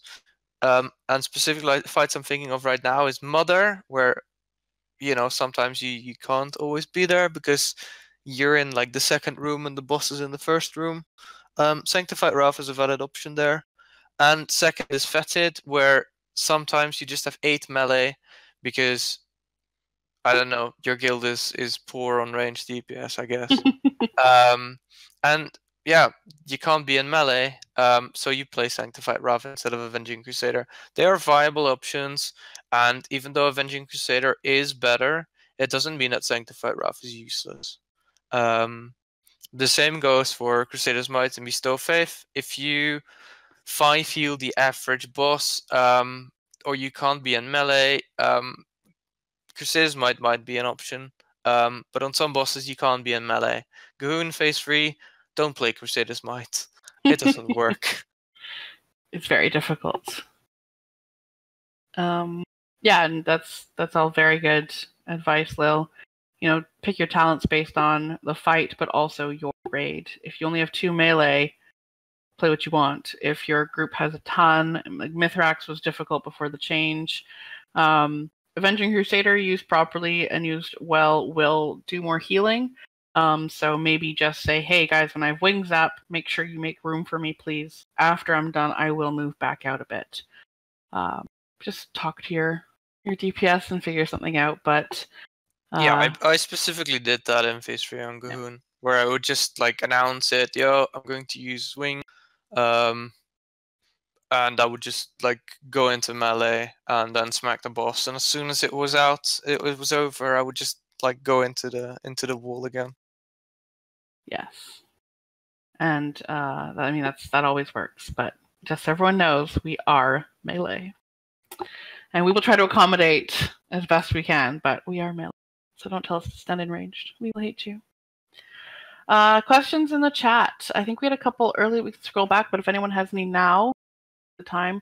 I think there was a question regarding swapping beacons. I've only found myself doing it on one fight this tier. Zekvaz is one that I think some people are because there is a debuff where you can't heal your tank essentially for a short period of time. There's not enough damage this is just my opinion, in the raid itself to bother swapping, maybe to the Roiling Deceits, but there's just really not enough. It's not worth swapping it in the meantime because it does cost mana. So I haven't really felt the need to swap, plus that debuff doesn't last very long, so it is what it is. Make it your decision. I had been swapping on progression, now it's not a big deal. On Zool, for the person soaking the puddle, I would swap one of my beacons onto them and heal my tank, and they would get the healing that way and then swap it back. I don't need to do that anymore on farm, but it's one thing to think about. Generally speaking, beacon swapping excessively is not going to help you. It's a lot of mana, and you don't really find situations where you need to do that. And what we've seen is in this expansion, past expansion, both tanks are consistently taking damage. It's very rare to have a fight these days where one tank is not, and that's something you want to think about swapping beacons. It does cost mana. It is a GCD. So every time you swap your beacon, that's a GCD that you could have spent healing if it's really, really not necessary. Another situation where like if the second tank isn't taking any damage, like for example Mother, then switching off Beacon of Faith is usually the better choice than to have the 2 beacons around. So you can either go Beacon of Virtue or Divine Purpose. Yeah, I personally played Divine Purpose on Mother, yeah. Yeah, I did the same, but I know Punisher did the Beacon of Virtue with great success. Yep. Both are very good. But again, adapt to the situation at hand. I still use Faith because I can't be bothered to swap. But no, on progression, obviously you want to. I think I probably used Divine Purpose on progression, but now that it's farm, There's a question about how bad, okay/good it is to have 2 Paladin healers in your raid. I don't see any issues with having 2 Paladins in your raid at all. I don't think there's any situation where healing, especially now, was ever really tight. Unless you do stupid things like try to do like free heal Zul or stuff like that. But going into progress, having 2 Paladin healers is not an issue at all. You can both play Devo. The passives don't stack on top of each other. The actives do for a total of 36% DR. but you don't wouldn't. use it like that, you don't want to stack him anyway. Yeah, you don't want to stack them generally, unless it's like Mother, perhaps. But the one limitation you're gonna run into, you're gonna be down 1 throughput CD, like 1 hymn or whatever. But at this point, it doesn't really matter, and at most of the points, it doesn't really matter either. Maybe if you're top progressing, but then you should have the choice to switch it off or play around it. It's not as big as it used to be. And at the same time, we still have Beacon. We still have Wings. So yeah, Avenging Crusader. We always talk about how it is not a raid cooldown. I've seen logs where Avenging Crusader does almost 1.5 million healing during its duration. So there's an argument to be made about both. Yeah. As long as the mechanic you need it for is over the duration of the Avenging Crusader, it's great for it. I mean, it's amazing. Yeah. It lasts longer than the other throughput cooldowns. Yeah. The only downside is it only heals 3 people at a time. Yeah. But the other thing that you're gonna just keep in mind that you're gonna be, I'm using air quotes here, lacking with 2 Holy Paladins as opposed to a different class in spot is the other classes tend to have either with no cooldown or lower cooldown spells that heal more people at one time. We've got Light of Dawn, but beyond that, we're only healing 1 person at a time. I'm not talking about beacons here, but direct healing. We're only healing 1 person at a time, so we don't have, Sanctify, we don't have Chain Heal, we don't have Wild Growth. So that's the only thing you're going to be lacking, but that is not a huge consideration. If you're really just finding people are bleeding out because you don't have enough outside of throughput cooldowns, AoE healing, that is the only time you'd be like, okay, maybe bring in someone. But otherwise, it's really not a huge concern. Yeah. So next question: can you explain inoculating extract trinket and how to use it effectively in raids? I use a voodoo totem, so you guys can go for that. Basically, I haven't been using it that much, but for me, it's one of those kind of trinkets where either you want to be using it on cooldown to maximize the HPS gain of the trinket, where then you won't really be using it the most effectively in the manner you want it to be. Or you will be using it, as Lily mentioned before, that you use it on the tank, Light of Dawn, and then it's a massive heal, which is more of a safety thing or like a Light of Dawn thing. And then you won't be using it constantly on cooldown, which is in the spot where I don't think it performs as well as it should. And I'd rather use a stat stick, but it has a lot of intel on it, so it's great in that way. Like you should see it as like a big insect stat stick, and the added effect is a bonus. Sometimes it doesn't even show up, even though you used it. And the reason for that is that if someone has 1 or more stacks on the target, say you have your terrible fresh DK, that's what we personally did. And both the monk and I were using the extract trinket. I would apply it first, and I would say I have 1 stack left. If the monk then uses it, the stacks go up to 5, but they're still my stacks. It's a bit of a weird trinket. Mostly use it for the intellect. The healing, I would say use it mostly on cooldown.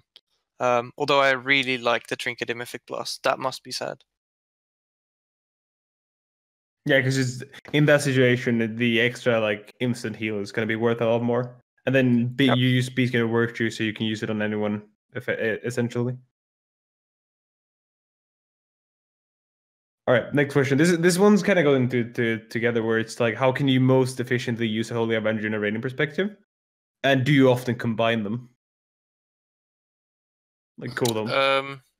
I haven't played Holy Avenger on any boss apart from Mother when I was basically trying to DPS as much as possible. Judgment of Light is almost free. Does a lot of healing and costs no mana. I really don't think a lot about it anymore. I've only used it for Shockedin. Holy Avenger is one of those things where it's great for shorter fights where you don't really need the mana as much, and like the effect of the cooldown is like more of the 5% of the fight. And in another sense, I love using Holy Avenger in the start of progression because mana doesn't it doesn't matter at all, and you just want to get as far as possible. So having more cooldowns available, it's great. Mm-hmm. And the times I'd switch to it is where, for the vectors, for example, on vectors, do I need more single target healing on the vectors? Do I need more single target healing on the people with the debuffs on Fetid? It's more like having an extra cooldown to take care of either like some debuff or more of the raid. Like if you need it during particular moments. Yeah, and as far as combining, like we mentioned before, healing is 0. And the best and most efficient way to approach a fight with all of your healers in mind is to do as little healing as possible at any given time to maintain the raid. So you don't want to double up and overheal because suddenly you're going to find yourself in a position where you don't have enough healing. As far as mana goes as well, you want to spread out your cooldowns as best as possible. And so Holy Avenger is not something you would double up with AC or another cooldown sort of thing. That's likely going to overheal, and it's basically just a waste of mana at that point. AV, so like, as I mentioned, I've spec'd Avenger once this whole raid tier last week when I was trying for Shockedin Parses. Fun. Other than that, I spec it every single time for it's a great Mythic Plus talent. It is a separate little cooldown for when you need to pump out a little bit more throughput, when wings are down, Devo's down. But in rating perspective, this tier at least, we haven't really seen a lot of uses for it. It's a niche talent, whereas Scuff said you just need kind of a little bit of burst on a couple specific people to heal off a debuff, that kind of thing. Otherwise, it's tough for rating because it is pretty mana heavy, and you don't really need it too much. Yeah, and I think you have to put it into context as well.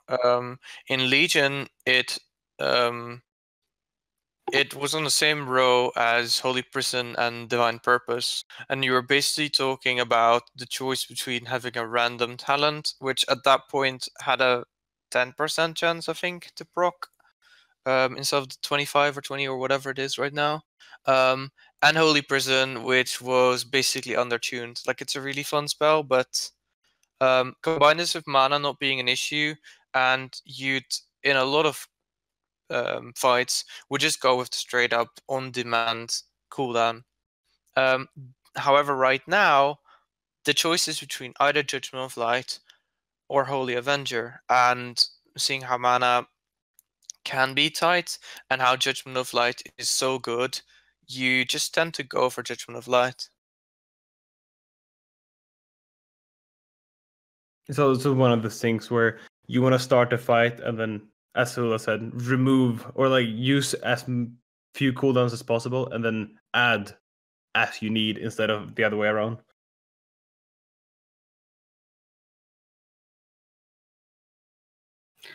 We've got an interesting... How do you avoid dying when spamming Light of the Moon? Yeah, you can ignore that guy. Yeah, I was planning on it. Ferb handled that perfectly, I think. Yeah. Saving cooldowns for when damage is coming. This is something that actually, that's a very good question. This is something that this comes with experience, both generally in playing the class, healing as a whole. but also the experience with the specific fight. As far as Paladins go, Devo is something obviously that you're going to most likely have assigned to use in a specific time. Your raid leader, your healing leader is in charge of that. You want to use it.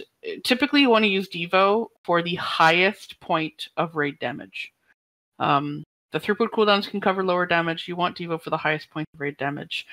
Other than that, there might be the odd fight, as we did touch on, where your wings might be assigned. That's not the norm. There's a couple fights where, yes, you can deal with that. If your raid leader's trying to assign your wings with every fight, tell them to, be a little more polite than I would be, but tell them to get the hell out. Try not to cuss on stream. Sorry. And, wings are a personal cooldown, same with Holy Avenger if you use it. But you want to use it, obviously, as much as possible, but you don't want it to overheal. So as the fight goes on, you want to think, okay, yeah, there's damage coming. I totally used wings at that point. You don't want to hold it for long cooldown. You want to get as many uses as possible. And you don't want to overlap with other people's cooldowns required unless you need more healing. But you'll typically have the assignment of all the throughput cooldowns, and you want to try to fit your wings between those as much as possible. One of those things where it comes with planning ahead, where you look at the fight beforehand and go like, where is the damage coming in from? Because it's very rare that you need a cooldown for something like, oh, I didn't expect this damage to come. Like, this is very rare to happen. And Avenger Crusader is not the thing that's going to save the fight at that point, or like save it at that point. It's just not the one like panic button heal you want. And Devo obviously is not going to be the panic button because it's already been too late if the damage already come. So you'll know when the damage most likely come, or like where the big spikes are, and which is also where it's great to look at Holy Paladins that have already done the fight. Where do they use their Holy Avenger, Holy Avengers and Avenger Crusaders? Where do they use their cooldowns? Where might I use mine? Yeah. Again, it's just something that comes with experience. Do the fight, look it up, and you'll figure it out what works best for you. Again, look at logs afterwards and realize, oh, my Avenging Crusader did playing. Could I use it earlier? Look at the damage done for the raid. That blogs are just a fantastic resource, and I'm not just saying that because Kira's in my guild. But look at the damage done, look at the patterns of damage, and see where there's higher damage, much healing. Think, man, that's a great spot for wings. I can totally use that there. So it just comes from doing it and adapting as you go. In my experience as a progression raider, the one thing you want is you want to be on top of that. Of looking at the logs, looking at how things are going. Do as much research as you can before you start a fight to figure out all that stuff. The sooner you get to the point where you know when is the best time to use your cooldowns, the better off progression will be. That is a lot of what progression is based on, is healers and NTPS adapting to the encounter. And that is what the top guilds are fantastic at, is doing the research ahead of time and adapting really quickly within just a handful of pulls to figuring out what is the best time to use their various abilities and cooldowns. People who take a really long time to do that can be frustrating to heal with and just to watch, I guess. Any other questions? I'm posting in the stream. About the trinkets is basically like, this is my personal opinion. I just think it's gonna be an item level thing. At the point where the extra healing and the intellect from the extract, you just get so much like higher because of item level, because it is a rating trinket. So getting a higher item level one is going to be easier than getting one of the like a high item level conch. So it'll basically be an item level thing. It's no hard numbers. Basically, just try and see what results you get. Yeah, I'm personally using a 380 conch and a 370 tentacle over a 385 extract, and I'm not 100% sure whether that's like mathematically correct, but I just don't like. I have two good trinkets. I just don't want to deal with the bother of also using with the having to deal with the extract. I think I use a 385 tentacle 380 revitalizing totem Mythic Plus. And I basically use that just because it's more int. I do use the unused, but it's higher int than any other trinket to get. I think we had a couple of other questions up here. When to use AC in Mythic Plus? Oh, when do you take it? I don't personally, so I'm not the best one to answer that. Yeah, I always play Sanctified Wrath. Oh, okay. So basically, the way I see it is, if you're using your Sanctified Wrath to heal more than you're using it to DPS, then AC would have been a better choice because you're DPSing and probably healing more. And the randomness, like you can use Beacon of Virtue to make up for that, because Beacon of Virtue and AC together is immense amounts of healing. So if you're using your wings for healing more than DPS, then definitely AC I think is the better choice, as long as you're used to playing with it and actually enjoy using it. But if you if you don't need your wings to DPS, because one of the things for Mythic Plus is wings carry you so hard through some of the harder pulls where you'll do so much healing, and then once the pull is over, over the 20 seconds, that when the pull is over, by the time your wings are gone. So using them on cooldown is really great to get you through. And if you're using it way more to DPS, then Sanctified Wrath is probably going to be the better choice. Sanctified Wrath is always, as we've said from the beginning of the Discord, in terms of Mythic Plus, it's the more reliable talent. Again, Avenging Crusader, it only heals. The damage portion is just your Judgment and Crusader Strike. Yes, it buffs it, but fantastic. Wrath will always do, SW will always do more DPS. That's something I kind of want to touch upon as well. People think that for a Paladin and Mythic Plus, your damage doesn't matter, but the higher keys you do, the more your damage matters. And yeah, say the first boss in Underrot, I've gotten to a point where I had to spec Ret for the first time in 15,000 years just to do the key. Doing a lot of DPS as a healer can be a huge benefit because you can skip mechanics or end the fight earlier. And Sanctified Wrath does that. If you, like Scuffs is saying, are doing like a 10 or a 12 or a 14 or whatever is like your high key, and you don't need the damage, but you do need healing, Avenging Crusader is a very viable choice, I feel. But yes. the more DPS you do, the better Sanctified Wrath becomes. Mm-hmm. And again, it is more reliable in the sense that with Virtue up, AC, of course, is going to do a ton of healing. Outside of the Virtue windows, Sanctified Wrath will be the more reliable in terms of healing as well. You can pick and choose who you are doing the big healing to. So just the main thing when it comes to what do I take, talent-wise, gear-wise for Mythic Plus, is knowing the dungeon. That is more important than knowing, what your abilities are going to do. It's knowing the dungeon, knowing how it affects your comp. Comp is huge. Knowing which bosses, I could do. The person who asked this question, I think, specifically mentioned Galvaz in Temple or whatever the hell it was.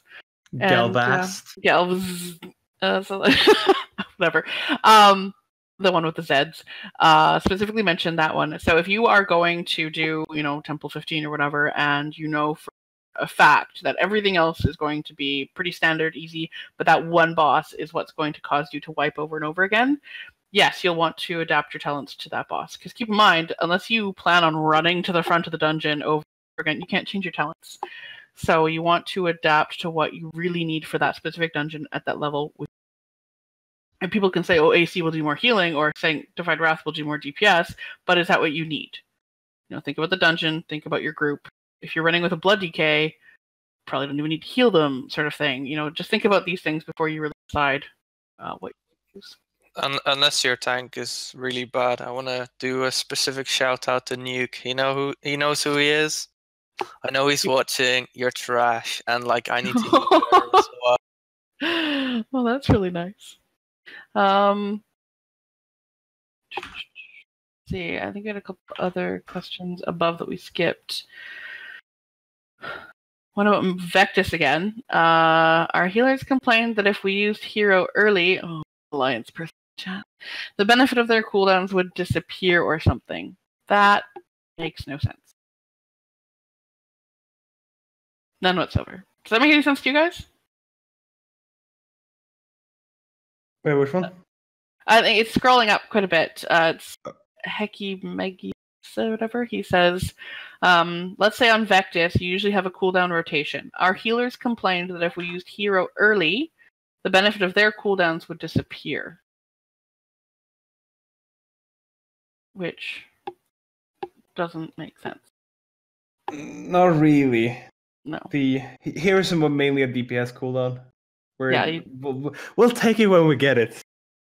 We'd rather hero somewhere else in the fight, usually, not on pull. Yeah. There are very, very, very specific occasions where you want Bloodlust for your heal, but even then you do specific tricks to make it so that your healers get Bloodlust at a different point than your DPS.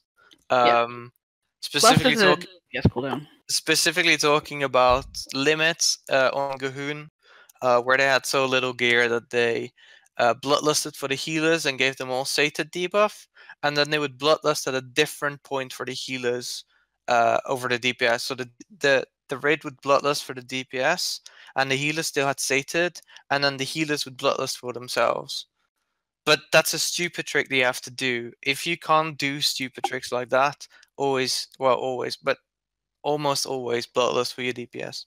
Yeah. And again, that's a situation where it's a guild probably going for world first. They are severely undergeared for the content, and they need to do these types of things. For your standard raider, last is a DPS cooldown. Your healers can, shove it up their butts. I actually don't even understand the complaint that Lust is ruining their cooldowns, because it's a rotational thing. Your cooldowns, you just, okay, I'm going to him here, him there. Trank here, trank there. It's about time we get a healer, Lust, please. Yeah. Also, keep in mind that for that question, Vectis, as we mentioned, Vectis is not a healer check. Not a healer fight. It is a DPS check on ads. So if your healers are complaining about when Lust is, tell them this is not a healer fight, this is a DPS check. I think we had another one. Question. Yeah, ping the little one. Oh, they don't need a raid cooldown when Lust is. I mean, you should have a cooldown for every single contagion, unless you're healing. It saves mana a lot, basically. Yeah. So even if you have Lust, I'm sure you don't need it, but for instance, on Mithrax, when we did our cooldowns on the last, we have Lust in the last, after the last intermission, and then for the first.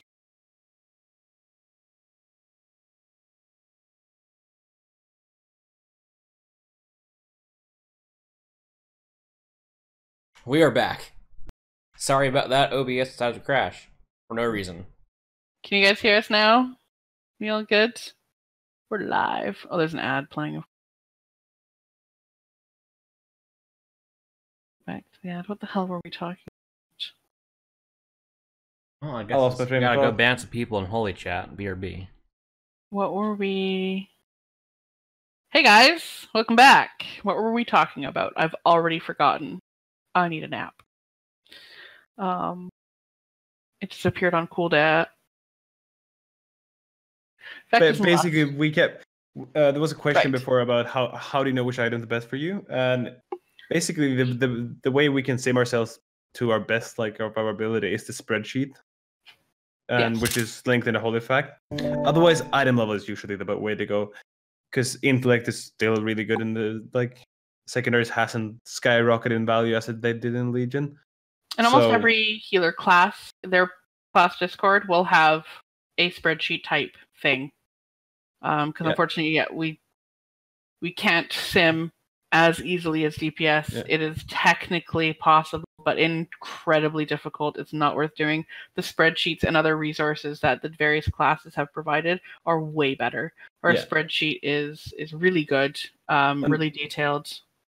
There's also going to be value in the VOV analyzer, where you can get the value per boss and how each stat worked out for you, basically. So you can use the spreadsheet and the numbers in the VOV analyzer, and you can kind of see how each stat performs in each fight and how each stat performs theoretically. So use them together. Yes, the analyzer is again fantastic. You can see. Spreadsheet will tell you generally, but that will be per boss. So you might want to actually, if you're struggling on a specific boss, you can use the analyzer to maybe tweak your gear a bit for that boss specifically. and then go back for the other one. Yeah, don't fret too much about your stats. It'll be fine. And like we said, December 22nd, put that down on your calendars, maybe in pencil, not pen. That is hopefully going to be our mathy stream, if that's what you guys are into. Spreadsheet, in and outs, really, really detailed stuff. Specific questions about the spreadsheet. Adam, I hope you're listening because you're going to be here. Adam and Rhino, who are behind our spreadsheet. Not sure if Rhino will be here, but hopefully Adam will. And Paladin, I think he said he's going to try to make it out. He's the writer behind the Wowhead Guide. He's not a staff member in the Discord, but he is Holy Staff, but he's not a ranked name. But he helps us out a ton behind the scenes with information, testing. Incredibly smart guy, so he will hopefully be here for that as well to answer questions. So if you guys have any questions that are really, really numerical and specific about that kind of stuff, I'm not your best bet, but these guys will be here for our next Holy stream to help us out. We're the softest that talk about feelings, while the other squad will come in with the hard math. Yes, I feel like this is better. Feely crafting, but I mean, the three of us basically are just talking from experience and an understanding of the class as opposed to hard numbers. I mean, we use those numbers to inform our decisions, but we're not the ones making them. Can we just notice how, like, by playing Mercy, these two have not shown that they understand any? Okay. I played Mercy 1 week on, like, 4 bosses. Doesn't matter. That's it. Just for fun, just for farm. Once you're on farm, do whatever the hell you want. But if you're playing Mercy on progression, you are hurting your raid, and you're being a selfish asshole. That's my opinion. Don't do it. Any other questions before we call it a day? It's been a pretty good stream, guys. Last chance for questions. So we have our end credits. Yeah, you can always ask questions in the questions channel. Don't worry about it. Yep. Give me 1 sec.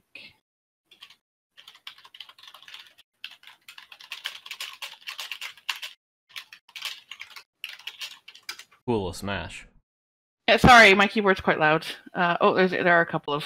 Hula meow. What's a nice way to tell our Holy Paladin to step up his game or get booted? Send him to the Discord. When will this be on YouTube and where? I believe the Paladin Discord does have its own YouTube channel. I think it's in the information on the stream. And in the FAQ. Skelly... sorry? In the FAQ section on the stream page. And Skelly will be uploading it when? It'll take a little bit longer now because OBS crashed, but soon. Oh, right. Soon. Won't take too long. But again, if you guys have any questions about any of the things we've discussed today, send us a message in the Discord. I'm saying this one time only. Feel free to ping the three of us about anything we specifically have talked about today in the Discord, or DM us. Otherwise, general questions channel is a good place to go. A lot of really helpful people in our Discord. I love our community Discord.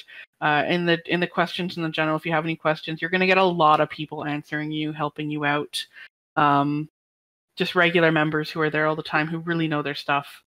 So just feel free to ask questions. Again, we moderate the questions channel heavily, like I mentioned. So it is a really good place to come and feel comfortable. There are no stupid questions other than, should I use Mercy? That's a stupid question. Pretty much it, so. And yes, this will be on YouTube. Yeah. So I think we've got some end credits to play. All right, so that's our stream for now. Again, the next Holy stream is December 22nd. If you are a wheelchair main, our stream is Saturday coming up. And we'll end the same way we started. Hope everyone has a good weekend.